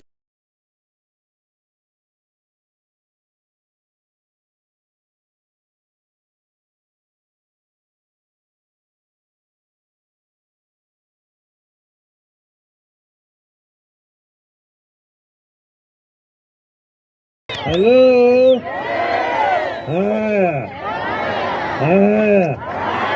Abambi Mbwemare naende. Asanteni. Vile Musiri amesema, leo mimi nimeamua kuja kuwatembelea. Na vile kutoa shukrani kwenu. Juzi nyinyi mlionyesha ujasiri. Vile mlionyesha ujasiri, mkajitokeza kwa wengi kabisa. Sio? Mkaitikia wito wetu ya kusema punda imechoka. Punda imechoka. Imechoka. Ndio tulimwambia bwana Ruto punda imechoka. Hii mzigo imekuwa mzito zaidi. Bei ya unga iko juu, bei ya mafuta, bei ya sukari, kila kitu. Sio ndio? Waswahili walisema kibebacho kikivuja nafuu kwa mchukuzi. Mbwemare naende. Asanteni. God is good and all the times. Asanteni sana. Nina furaha tele kukuwa na Wakristo hapa Nyamira siku ya leo.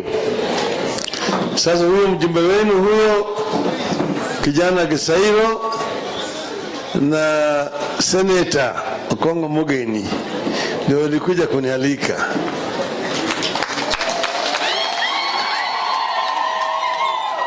Wakaniambia kuna sherehe hapa siku ya Jumapili, na kuna sherehe siku hiyo Wakristo wote wanajumika hapo kuomba na vile vile kutoa mchango kidogo hapo ya kufanya maendeleo hapo. Kama mimi nafasi nifike, nikasema mimi nitafika. Na mimi napenda sana kuungana kila mara kwa mara na Wakristo. Hasa hao Wakatoliki ni marafiki yangu. Ingawaje mimi ni Mwangalikani, lakini ni rafiki wa Katoliki. Kuna wakati mwingine ambao walikuwa nataka kunimaliza ile serikali ile ambayo ilipita ile. Wakati ile harakati ya ukombozi wa 3. Sasa mimi nikaenda chini, nikajificha. Alafu sasa kanisa lilifanya mpango ya kuniotoa. Wakaja wakanitoa pale, wakanipata mimi moja ya father moja na sister nyingine ilikuwa ni Mwamerikani, kanaita Sister Diane.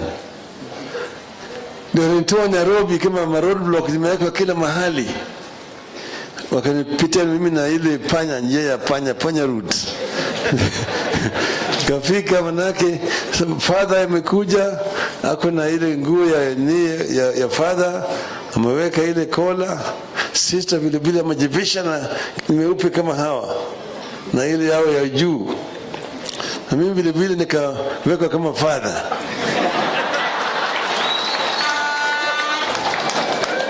Nikavaa vile vile kola, mimi naketi nyuma hapo, naitwa Father Augustine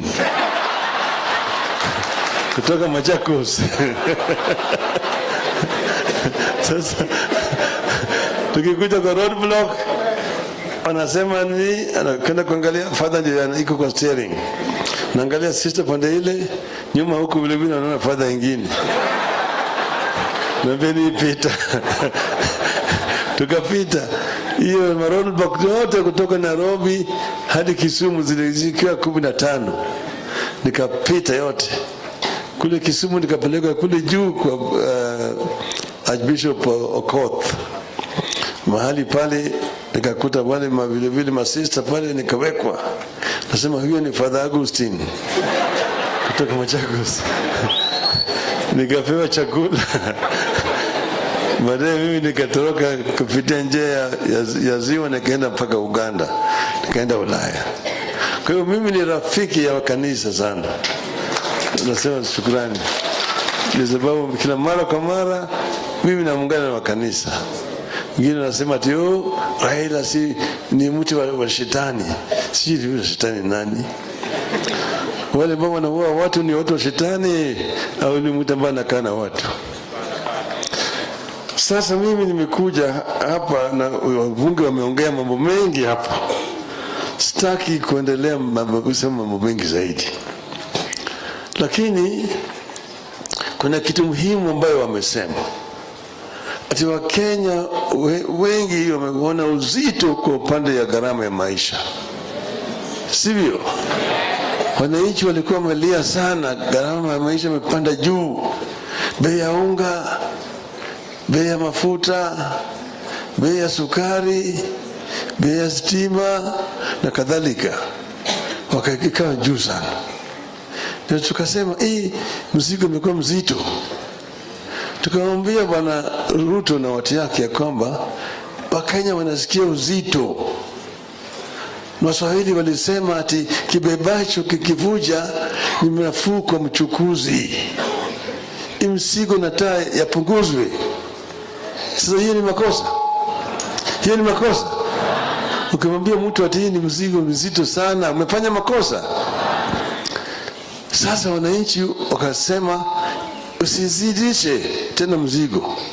Maana yake kwa bunge, umeenda kwa bunge, wameleta tena sheria mpya ya kupandisha mzigo, kupandisha ushuru ambayo inawekwa kwa chakula na kwa bidhaa muhimu.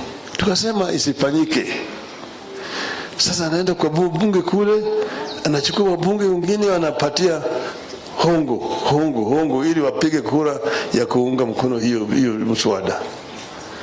Sasa ndio tukasema kama na hiyo sasa wabunge wamepitisha sheria dhidi ya wananchi. Ndio tukasema wananchi wanaweza kufanya nini? Kufanya maandamano. Maandamano iko ndani ya katiba yetu. Iko ndani ya sheria, ni halali. Ukisema mimi nataka kufanya maandamano, nitakana polisi akulinde wewe. Aje wewe uko pale, mnasema tutaanza kutembea kutoka hapa mpaka pale, na polisi aje pale alinde nyinyi. Sio kuja Je, hii ni ngwana? Sasa wengine wamechikwa kwa mgongo huko akitoroka. Alafu sasa Wakenya wamekufa. Zaidi ya watu 50 na kitu wamepigwa risasi, wamekufa. Wengine watu 300 na kitu, karibu 500 wamepigwa risasi, wako hali ya mahututi katika hospitali. Wewe unajiita rais, unasema mimi natoa shukrani kwa polisi kufanya kazi nzuri. Kazi ya kuua watu ni kazi nzuri? Kazi ya kuua watu ni kazi nzuri? Hata siku moja yeye hajasema kusema pole kwa wale ambao watu wao wamekufa. Yeye anasema hawa watu wataniona mimi, nitawakalia ngumu, wataniona. Sasa wewe ni mtu gani? Unasema wewe ni Mkristo. Kila mara kwa mara unakuwa na maaskofu, unakwenda kanisa, unapiga magoti chini, na pande hii nyingine wewe unaua watu. unasema wewe ni Mkristo. Kama hiyo sio unafiki, sijui unafiki ni kitu gani. Mtu ambaye anafurahi kama watu wamepigwa risasi na wameuawa na watu unaishi naye katika taifa moja, na anasema anafurahi, tena anatoa pongezi kwa polisi kufanya kazi mzuri. Je, huyo si mnyama? Si ni mnyama? Si mnyama? Ndipo nataka kuambia Bwana Ruto, wa Kenya wameona wewe, na wewe mwenyewe, wewe wa Kenya si mabuzi yako. Wakenya wanaishi hapa kama Wakenya. Huwezi kuwatawala kama mkoloni. Mkoloni alikuja hapa na bunduki na kila kitu, walipiga watu hapa, si alitoka? Si alitoka? Hata wewe utatoka. Lakini kitu gani ambaye imefanya Bwana Ruto awe na shida? Maana yake Uhuru walipokuwa pale, mliona kulikuwa na subsidy ya bei ya chakula. Sio, kulikuwa na kazi mtaani kwa vijana. Kuna kazi ya vijana, sio? Na kina mama, kulikuwa na pesa. Sivyo? Hata bei ya mafuta, ushuru ulikuwa chini. Amepandisha hizo zote juu pale. Kitu gani imefanya shida hivyo na serikali ya Uhuru? Kitu kubwa zaidi kinaitwa ufisadi. Ufisadi ndio watu wengi hawajasema. Ufisadi umejaa katika hii serikali. Mimi naongea kama mtu ambaye ameshaondeza serikali. Nimekuwa waziri mkuu kwa miaka 5. Na tulianza na Kibaki, kwa jumla tumefanya miaka 10. Na tukarekebisha uchumi. Uchumi hii hata Ruto akae miaka 100 hawezi kurekebika vile wanafanya kazi. Kwanza walifanya mpango ati kuna shirika la serikali ilikuwa inaitwa KNTC. Ilikuwa imefilisika, imelala. Wamepofufua hiyo shirika. Wakasema nataka kutumia hiyo shirika kuleta bidhaa kutoka ng'ambo ili gharama ya maisha irudi chini. KNTC. Pesa kaweka kwa hii KNTC.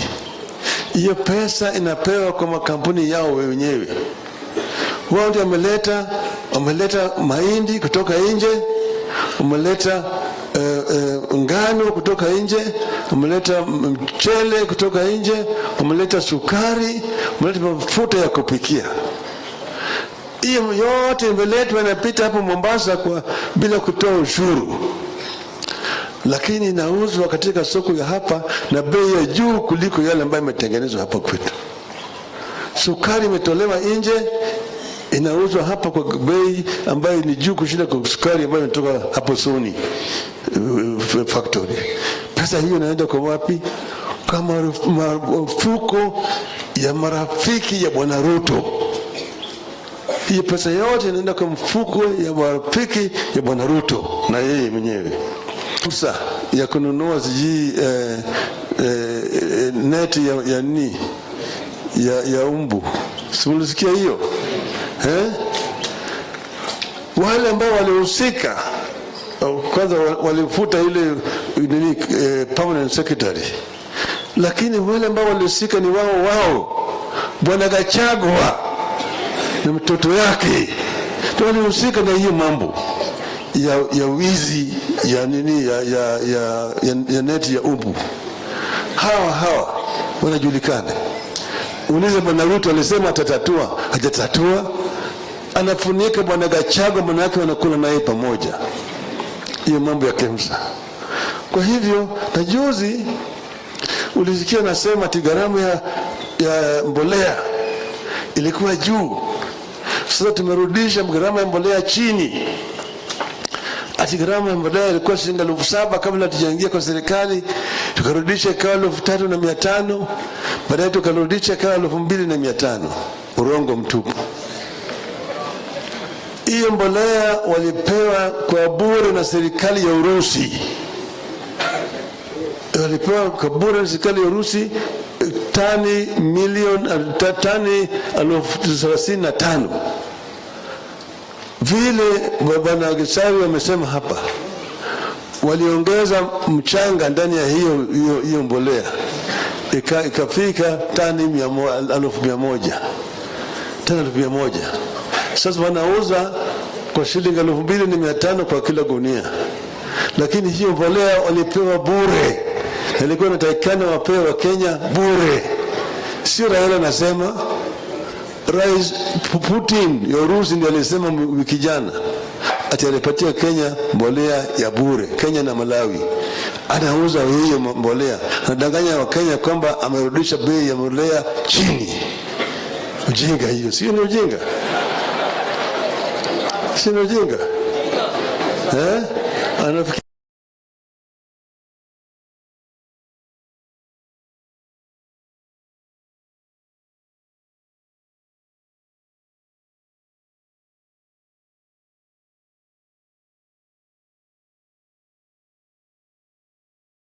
Hello.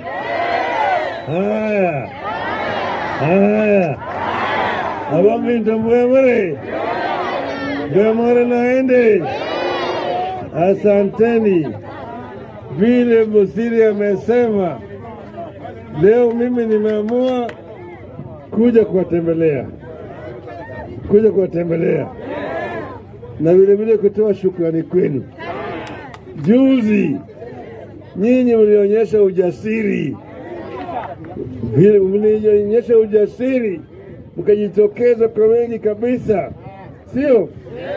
Mkaitikia wito wetu ya kusema punda imechoka. Punda imechoka. Ndio tulimwambia Bwana Ruto punda imechoka. Hii mzigo imekuwa mzito zaidi. Bei ya unga iko juu, bei ya mafuta, bei ya sukari, kila kitu sio. Ndio Waswahili walisema kibebacho kikivuja nafuu kwa mchukuzi. Mwemare naende. Asanteni.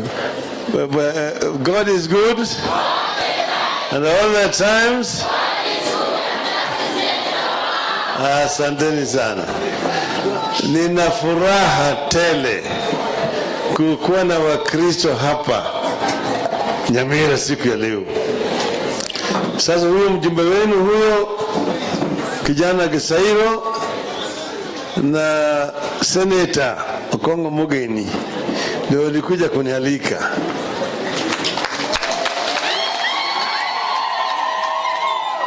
Wakaniambia kuna sherehe hapa siku ya Jumapili, na kuna sherehe siku hiyo, Wakristo wote wanajumika hapo kuomba na vile kutoa mchango kidogo hapo ya kufanya maendeleo hapo. Kama mimi nafasi nifike, nikasema mimi nitafika. Na mimi napenda sana kuungana kila mara kwa mara na Wakristo. Hasa wa Katoliki ni marafiki yangu. Ingawaje mimi ni Mwangalikani, lakini ni rafiki wa Katoliki.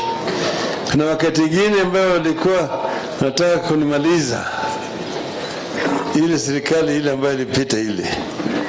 Wakati ile harakati ya ukombozi wa 3. Sasa mimi nikaenda chini, nikajificha.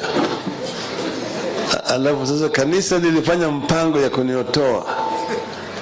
Wakaja wakanitoa pale, wakanipata mimi moja ya father moja na sister nyingine ilikuwa ni Mwamerikani, kanaita Sister Diane. Ndio nitoa Nairobi kama roadblock zimewekwa kila mahali. Wakanipitia mimi na ile panya, njia ya panya route. Kafika manake father amekuja, ako na ile nguo ya father, ameweka ile kola. Sister vile amejivisha na nimeupe kama hawa na ile yao ya juu, na mimi vile nikaweka kama father.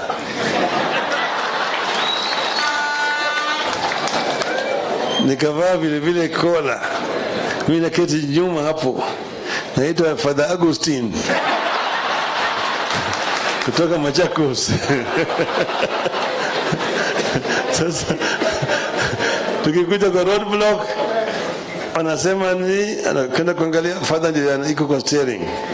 naangalia sister pande ile nyuma, huku vile vile naona father ingine, na beni pita tukapita hiyo roadblock yote kutoka Nairobi hadi Kisumu zilizikia 15, nikapita yote kule Kisumu, nikapeleka kule juu kwa Archbishop Okoth.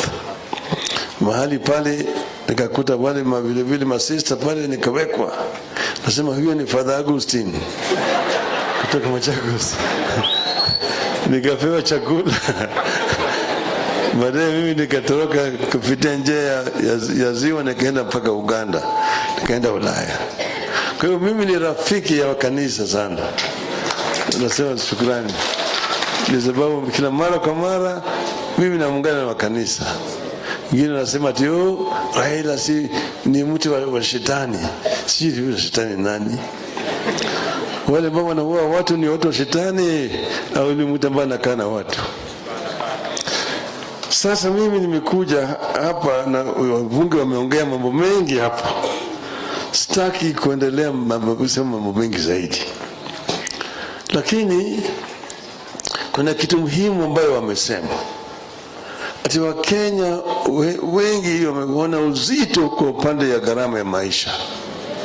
Sivyo? Wananchi walikuwa wamelia sana, gharama ya maisha imepanda juu. Bei ya unga, bei ya mafuta, bei ya sukari, bei ya stima na kadhalika. Wakakaa juu sana. Na tukasema mzigo umekuwa mzito. Tukamwambia Bwana Ruto na watu yake ya kwamba Wakenya wanasikia uzito. Waswahili walisema ati kibebacho kikivuja ni nafuu kwa mchukuzi. Mzigo nataka yapunguzwe. Sasa hiyo ni makosa. Hiyo ni makosa. Ukimwambia mtu ati hii ni mzigo mzito sana, umefanya makosa. Sasa wananchi wakasema usizidishe tena mzigo. Maana yake kwa bunge, umeenda kwa bunge, wameleta tena sheria mpya ya kupandisha mzigo, kupandisha ushuru ambayo inawekwa kwa chakula na kwa bidhaa muhimu. Tukasema isifanyike. Sasa anaenda kwa bunge kule, anachukua wabunge wengine wanapatia hongo ili wapige kura ya kuunga mkono hiyo mswada. Sasa ndio tukasema kama na hiyo, sasa wabunge wamepitisha sheria dhidi ya wananchi. Ndio tukasema wananchi wanaweza kufanya nini? Kufanya maandamano. Maandamano iko ndani ya katiba yetu, iko ndani ya sheria, ni halali. Ukisema mimi nataka kufanya maandamano, nitakana polisi akulinde wewe. Aje wewe uko pale, mnasema tutaanza kutembea kutoka hapa mpaka pale, na polisi aje pale alinde nyinyi. Sio kuja kupiga. Je, hii ni ngwana? Sasa wengine wamechikwa kwa mgongo huko akitoroka. Alafu sasa Wakenya wamekufa. Zaidi ya watu 50 na kitu wamepigwa risasi, wamekufa. Wengine watu 300 na kitu, karibu 500 wamepigwa risasi, wako hali ya mahututi katika hospitali. Wewe unajiita rais, unasema mimi natoa shukrani kwa polisi kufanya kazi nzuri.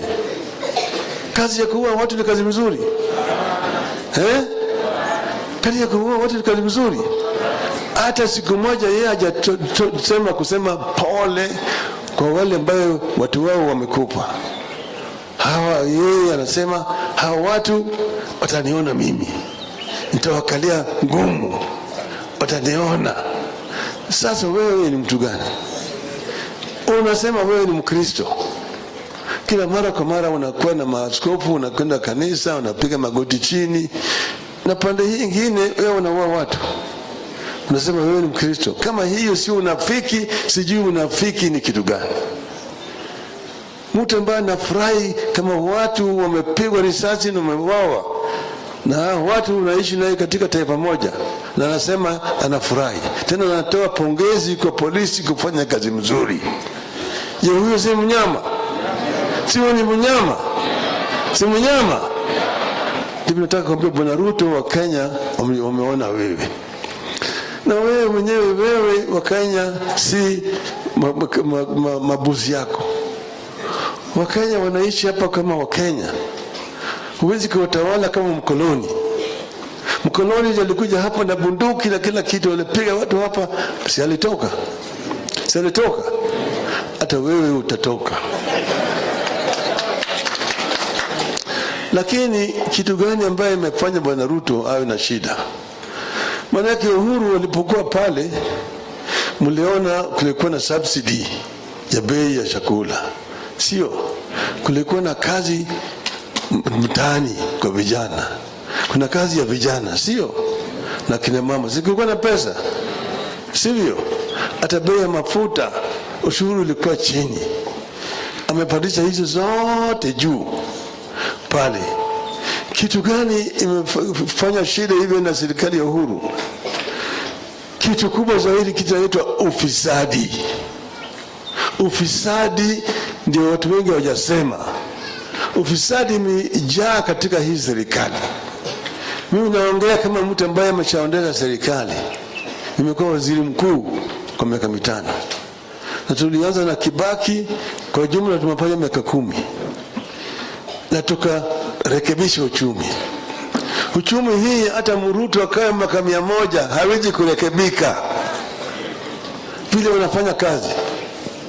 Kwanza walifanya mpango ati kuna shirika ya serikali ilikuwa inaitwa KNTC. Ilikuwa imefilisika, imelala. Wamepofufua hiyo serika. Wakasema nataka kutumia hiyo serika kuleta bidhaa kutoka ng'ambo ili gharama ya maisha irudi chini. KNTC. Pesa kaweka kwa hii KNTC. Hiyo pesa inapewa kwa makampuni yao wenyewe. Wao ndio wameleta mahindi kutoka nje, wameleta ngano kutoka nje, wameleta mchele kutoka nje, wameleta sukari, wameleta mafuta ya kupikia. Hiyo yote imeletwa inapita hapo Mombasa bila kutoa ushuru. Lakini inauzwa katika soko ya hapa na bei ya juu kuliko yale ambayo imetengenezwa hapa kwetu. Sukari imetolewa nje, inauzwa hapa kwa bei ambayo ni juu kushinda kwa sukari ambayo inatoka hapo Sony factory. Pesa hiyo inaenda kwa wapi? Kama mfuko ya marafiki ya Bwana Ruto. Hiyo pesa yote inaenda kwa mfuko ya marafiki ya Bwana Ruto na yeye mwenyewe. Fursa ya kununua neti ya umbu. Simulisikia hiyo? Wale ambao walihusika kwanza walifuta ile permanent secretary. Lakini wale ambao walihusika ni wao. Bwana Gachagua na mtoto yake ndio walihusika na hiyo mambo ya wizi ya neti ya umbu. Hawa wanajulikana. Unize Bwana Ruto alisema atatatua, hajatatua. Anafunika Bwana Gachagua, manake wanakula naye pamoja. Hiyo mambo ya KEMSA. Kwa hivyo na juzi ulisikia nasema ati gharama ya mbolea ilikuwa juu. Sasa tumerudisha gharama ya mbolea chini.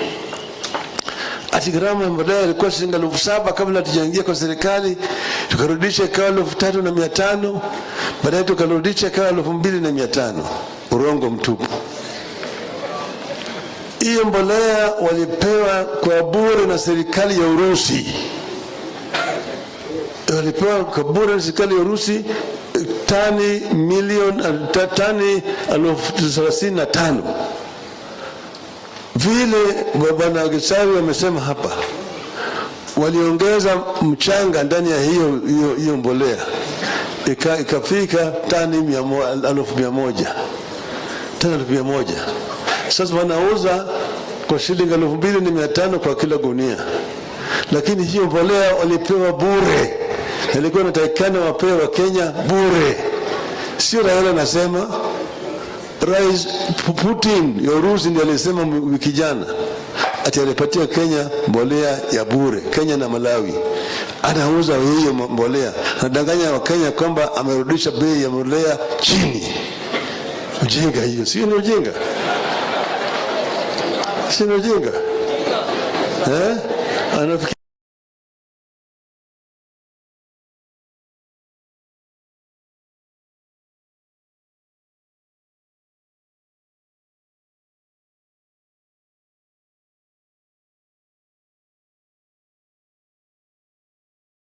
Hello.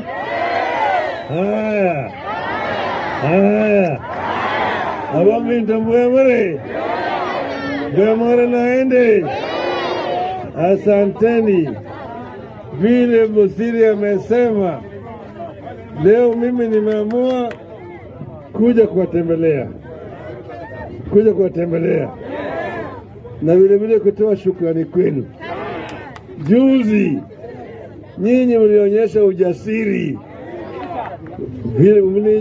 ujasiri, mkajitokeza kwa wengi kabisa, sio?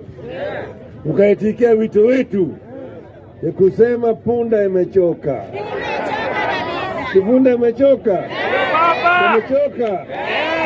Ndio tulimwambia Bwana Ruto punda imechoka. Hii mzigo imekuwa mzito zaidi. Bei ya unga iko juu, bei ya mafuta, bei ya sukari, kila kitu, sio? Ndio Waswahili walisema kibebacho kikivuja nafuu kwa mchukuzi. Mwemare naende. Asanteni. God is good and all the times. Asanteni sana. Nina furaha tele kukuwa na Wakristo hapa Nyamira siku ya leo. Sasa huyo mjumbe wenu huyo kijana Gisairo na Senator Okongo Mugeni ndio walikuja kunialika.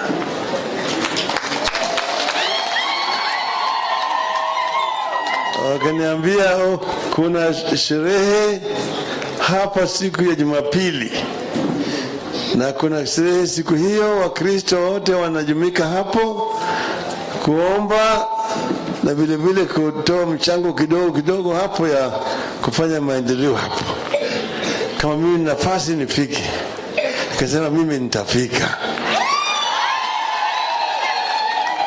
Na mimi napenda sana kuungana kila mara kwa mara na Wakristo. Hasa wa Katoliki ni marafiki yangu. Ingawaje mimi ni Mwangalikani, lakini ni rafiki wa Katoliki. Kuna wakati mwingine ambao walikuwa nataka kunimaliza ile serikali ile ambayo ilipita ile. Wakati ile harakati ya ukombozi wa tatu. Sasa mimi nikaenda chini, nikajificha. Alafu sasa kanisa lilifanya mpango ya kuniotoa. Wakaja wakanitoa pale, wakanipata mimi moja ya father moja na sister nyingine ilikuwa ni Mwamerikani, kanaita Sister Diane. Ndio nitoa Nairobi kama roadblock zimewekwa kila mahali. Wakanipitia mimi na ile panya, njia ya panya route. Kafika manake father amekuja, ako na ile nguo ya father, ameweka ile kola.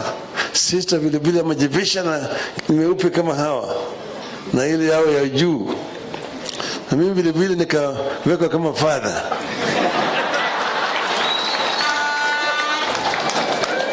Nikavaa vile vile kola. Mimi naketi nyuma hapo, naitwa Father Augustine kutoka Machakos.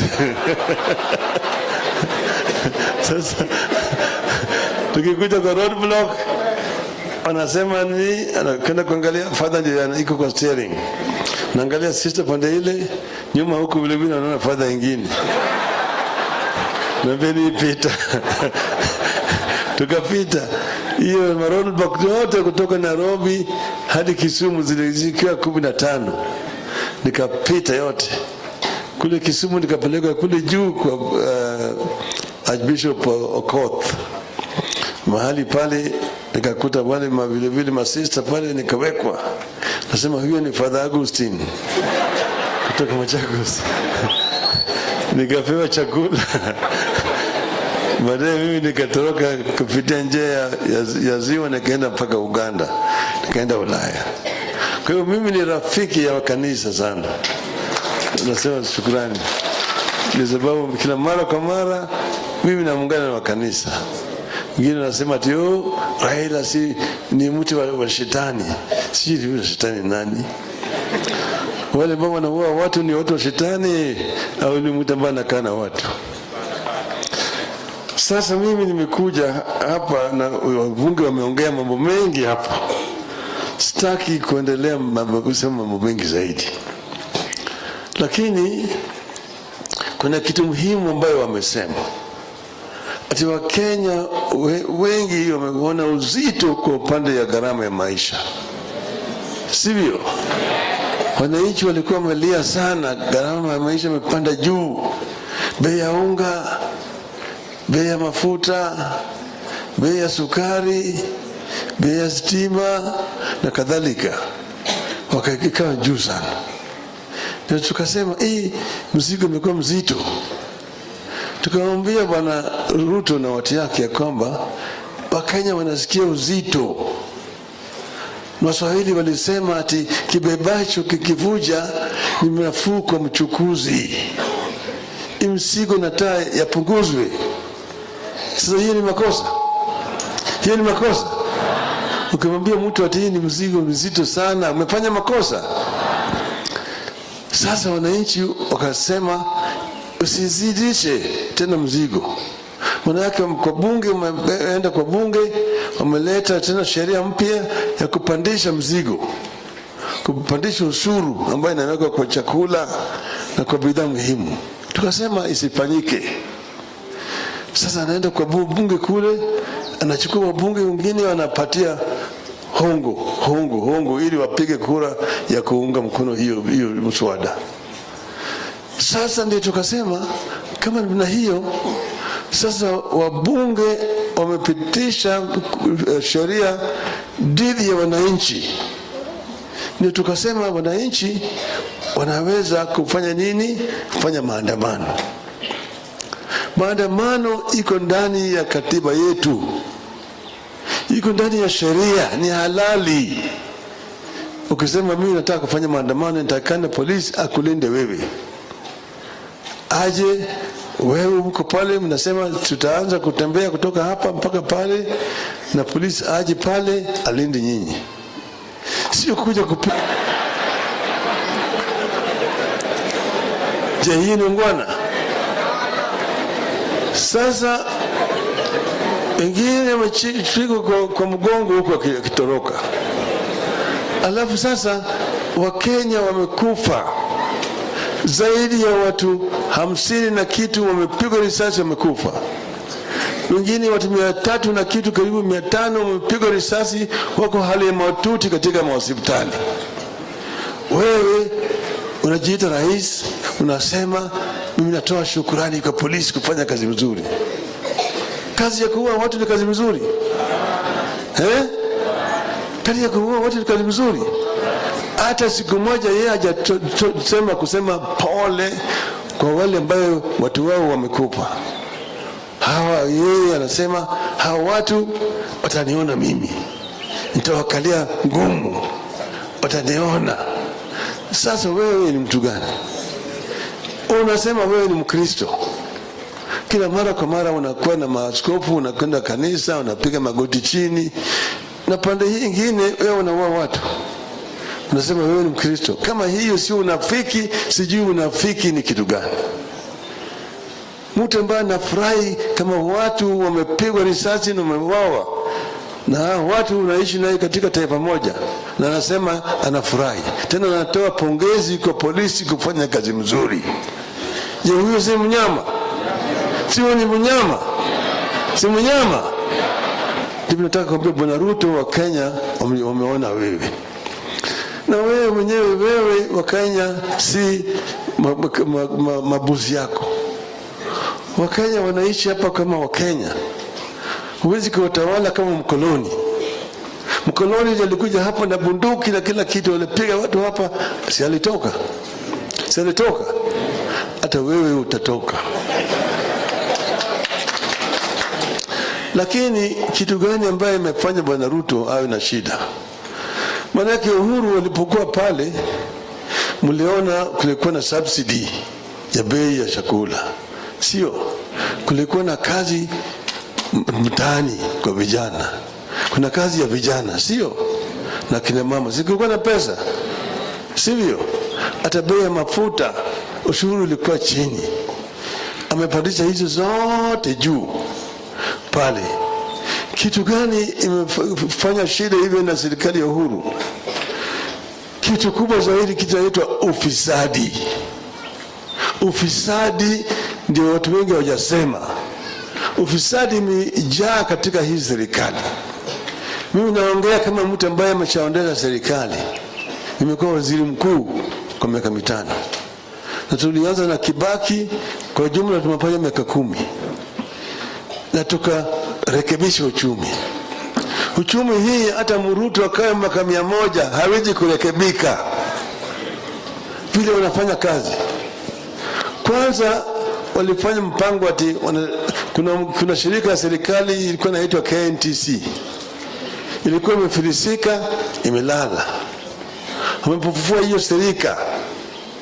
Wakasema nataka kutumia hiyo serika kuleta bidhaa kutoka ng'ambo ili gharama ya maisha irudi chini.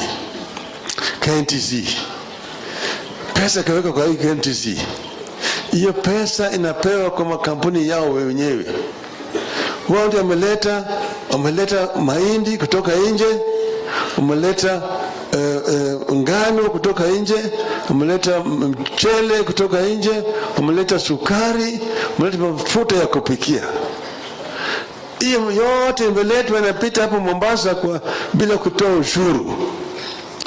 Lakini inauzwa katika soko ya hapa na bei ya juu kuliko yale ambayo imetengenezwa hapa kwetu. Sukari imetolewa nje, inauzwa hapa kwa bei ambayo ni juu kushinda kwa sukari ambayo inatoka hapo Sony factory. Pesa hiyo inaenda kwa wapi? Kama mfuko ya marafiki ya Bwana Ruto. Hiyo pesa yote inaenda kwa mfuko ya marafiki ya Bwana Ruto na yeye mwenyewe. Fursa ya kununua neti ya umbu. Simulisikia hiyo? Wale ambao walihusika kwanza walifuta ile permanent secretary. Lakini wale ambao walihusika ni wao. Bwana Gachagua na mtoto yake ndio walihusika na hiyo mambo ya wizi ya neti ya umbu. Hawa wanajulikana. Ulize Bwana Ruto alisema atatatua, hajatatua. Anafunika Bwana Gachagua, manake wanakula naye pamoja. Hiyo mambo ya KEMSA. Kwa hivyo na juzi ulisikia nasema ati gharama ya mbolea ilikuwa juu. Sasa tumerudisha gharama ya mbolea chini. Ati gharama ya mbolea ilikuwa shilingi 7,000 kabla tujaingia kwa serikali, tukarudisha ikawa 3,500, baadaye tukarudisha ikawa 2,500. Urongo mtupu. Hiyo mbolea walipewa kwa bure na serikali ya Urusi. Walipewa kwa bure na serikali ya Urusi tani 35,000. Vile Bwana Gisawi amesema hapa, waliongeza mchanga ndani ya hiyo mbolea ikafika tani 100,000. Tani 100,000. Sasa wanauza kwa shilingi 2,500 kwa kila gunia. Lakini hiyo mbolea walipewa bure. Ilikuwa inatakikana wapewe Kenya bure. Sio Raila anasema, Rais Putin ya Urusi ndiye alisema wiki jana atalipatia Kenya mbolea ya bure, Kenya na Malawi. Anauza hiyo mbolea, anadanganya wa Kenya kwamba amerudisha bei ya mbolea chini. Ujinga hiyo, sio ni ujinga? Sio ni ujinga? Anafikiri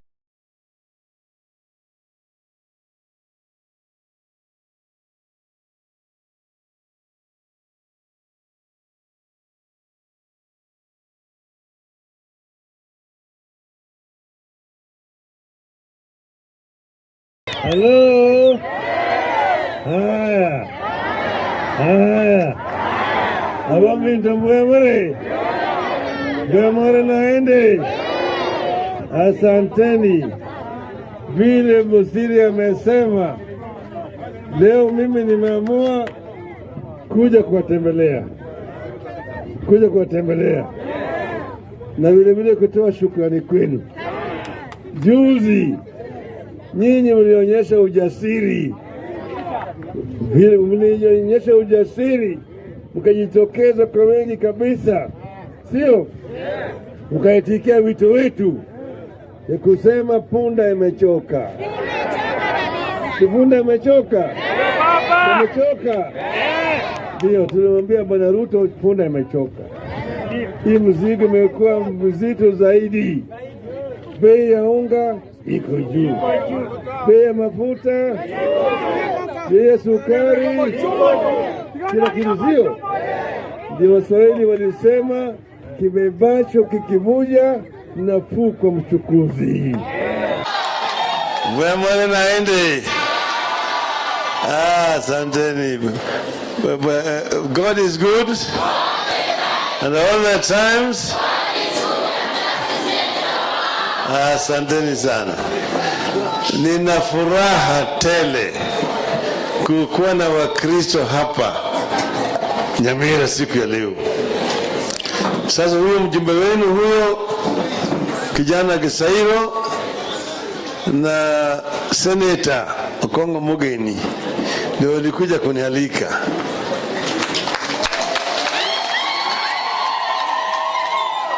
Wakaniambia kuna sherehe hapa siku ya Jumapili, na kuna sherehe siku hiyo, Wakristo wote wanajumika hapo kuomba na vile kutoa mchango kidogo hapo ya kufanya maendeleo hapo. Kama mimi nafasi nifike, nikasema mimi nitafika. Na mimi napenda sana kuungana kila mara kwa mara na Wakristo. Hasa wa Katoliki ni marafiki yangu. Ingawaje mimi ni Mwangalikani, lakini ni rafiki wa Katoliki. Kuna wakati mwingine ambao walikuwa wanataka kunimaliza ile serikali ile ambayo ilipita ile. Wakati ile harakati ya ukombozi wa 3. Sasa mimi nikaenda chini, nikajificha. Alafu sasa kanisa lilifanya mpango ya kuniotoa. Wakaja wakanitoa pale, wakanipata mimi moja ya father moja na sister nyingine ilikuwa ni Mwamerikani, kanaita Sister Diane. Ndio nitoa Nairobi kama roadblock zimewekwa kila mahali. Wakanipita mimi na ile panya, njia ya panya route. Kafika manake father amekuja, ako na ile nguo ya father, ameweka ile kola. Sister vile amajivisha na imeupe kama hawa na ile yao ya juu, na mimi vile nikaweka kama father.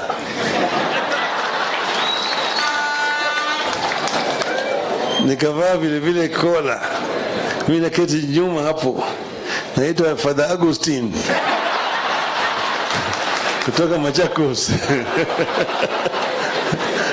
Sasa tukikuja kwa roadblock, anasema ni anakwenda kuangalia father ndio iko kwa steering, naangalia sister pande ile nyuma, huko vile naona father nyingine, na beni pita.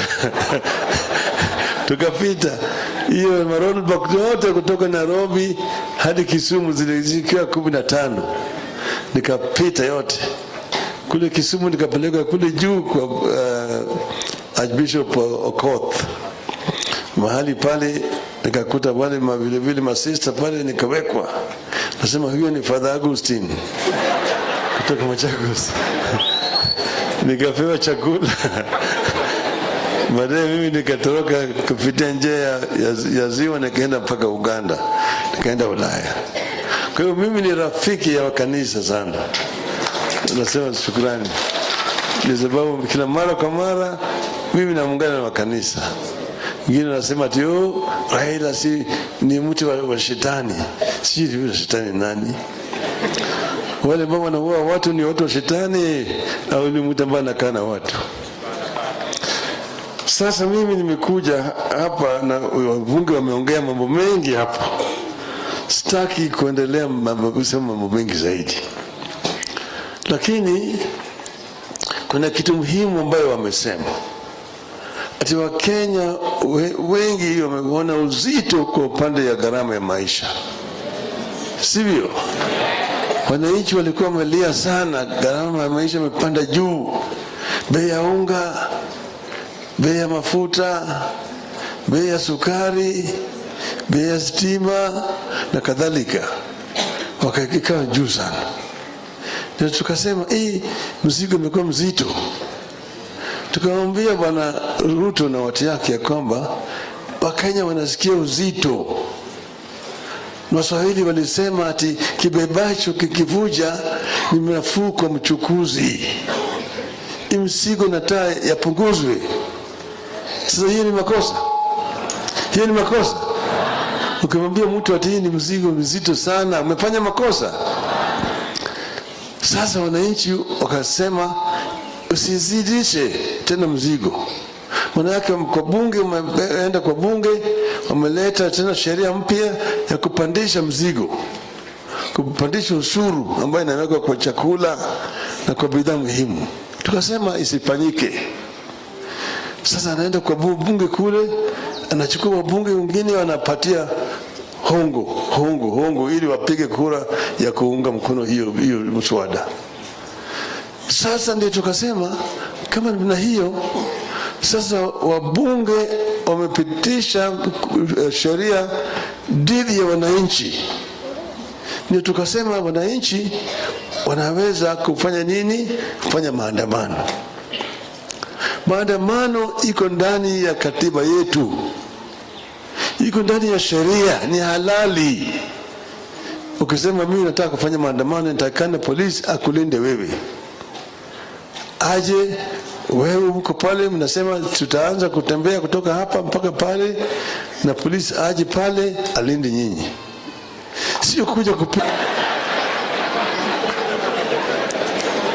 Je, hii ni ungwana? Sasa wengine wamechiko kwa mgongo huko akitoroka. Alafu sasa Wakenya wamekufa. Zaidi ya watu 50 na kitu wamepigwa risasi, wamekufa. Wengine watu 300 na kitu, karibu 500 wamepigwa risasi, wako hali ya mahututi katika hospitali.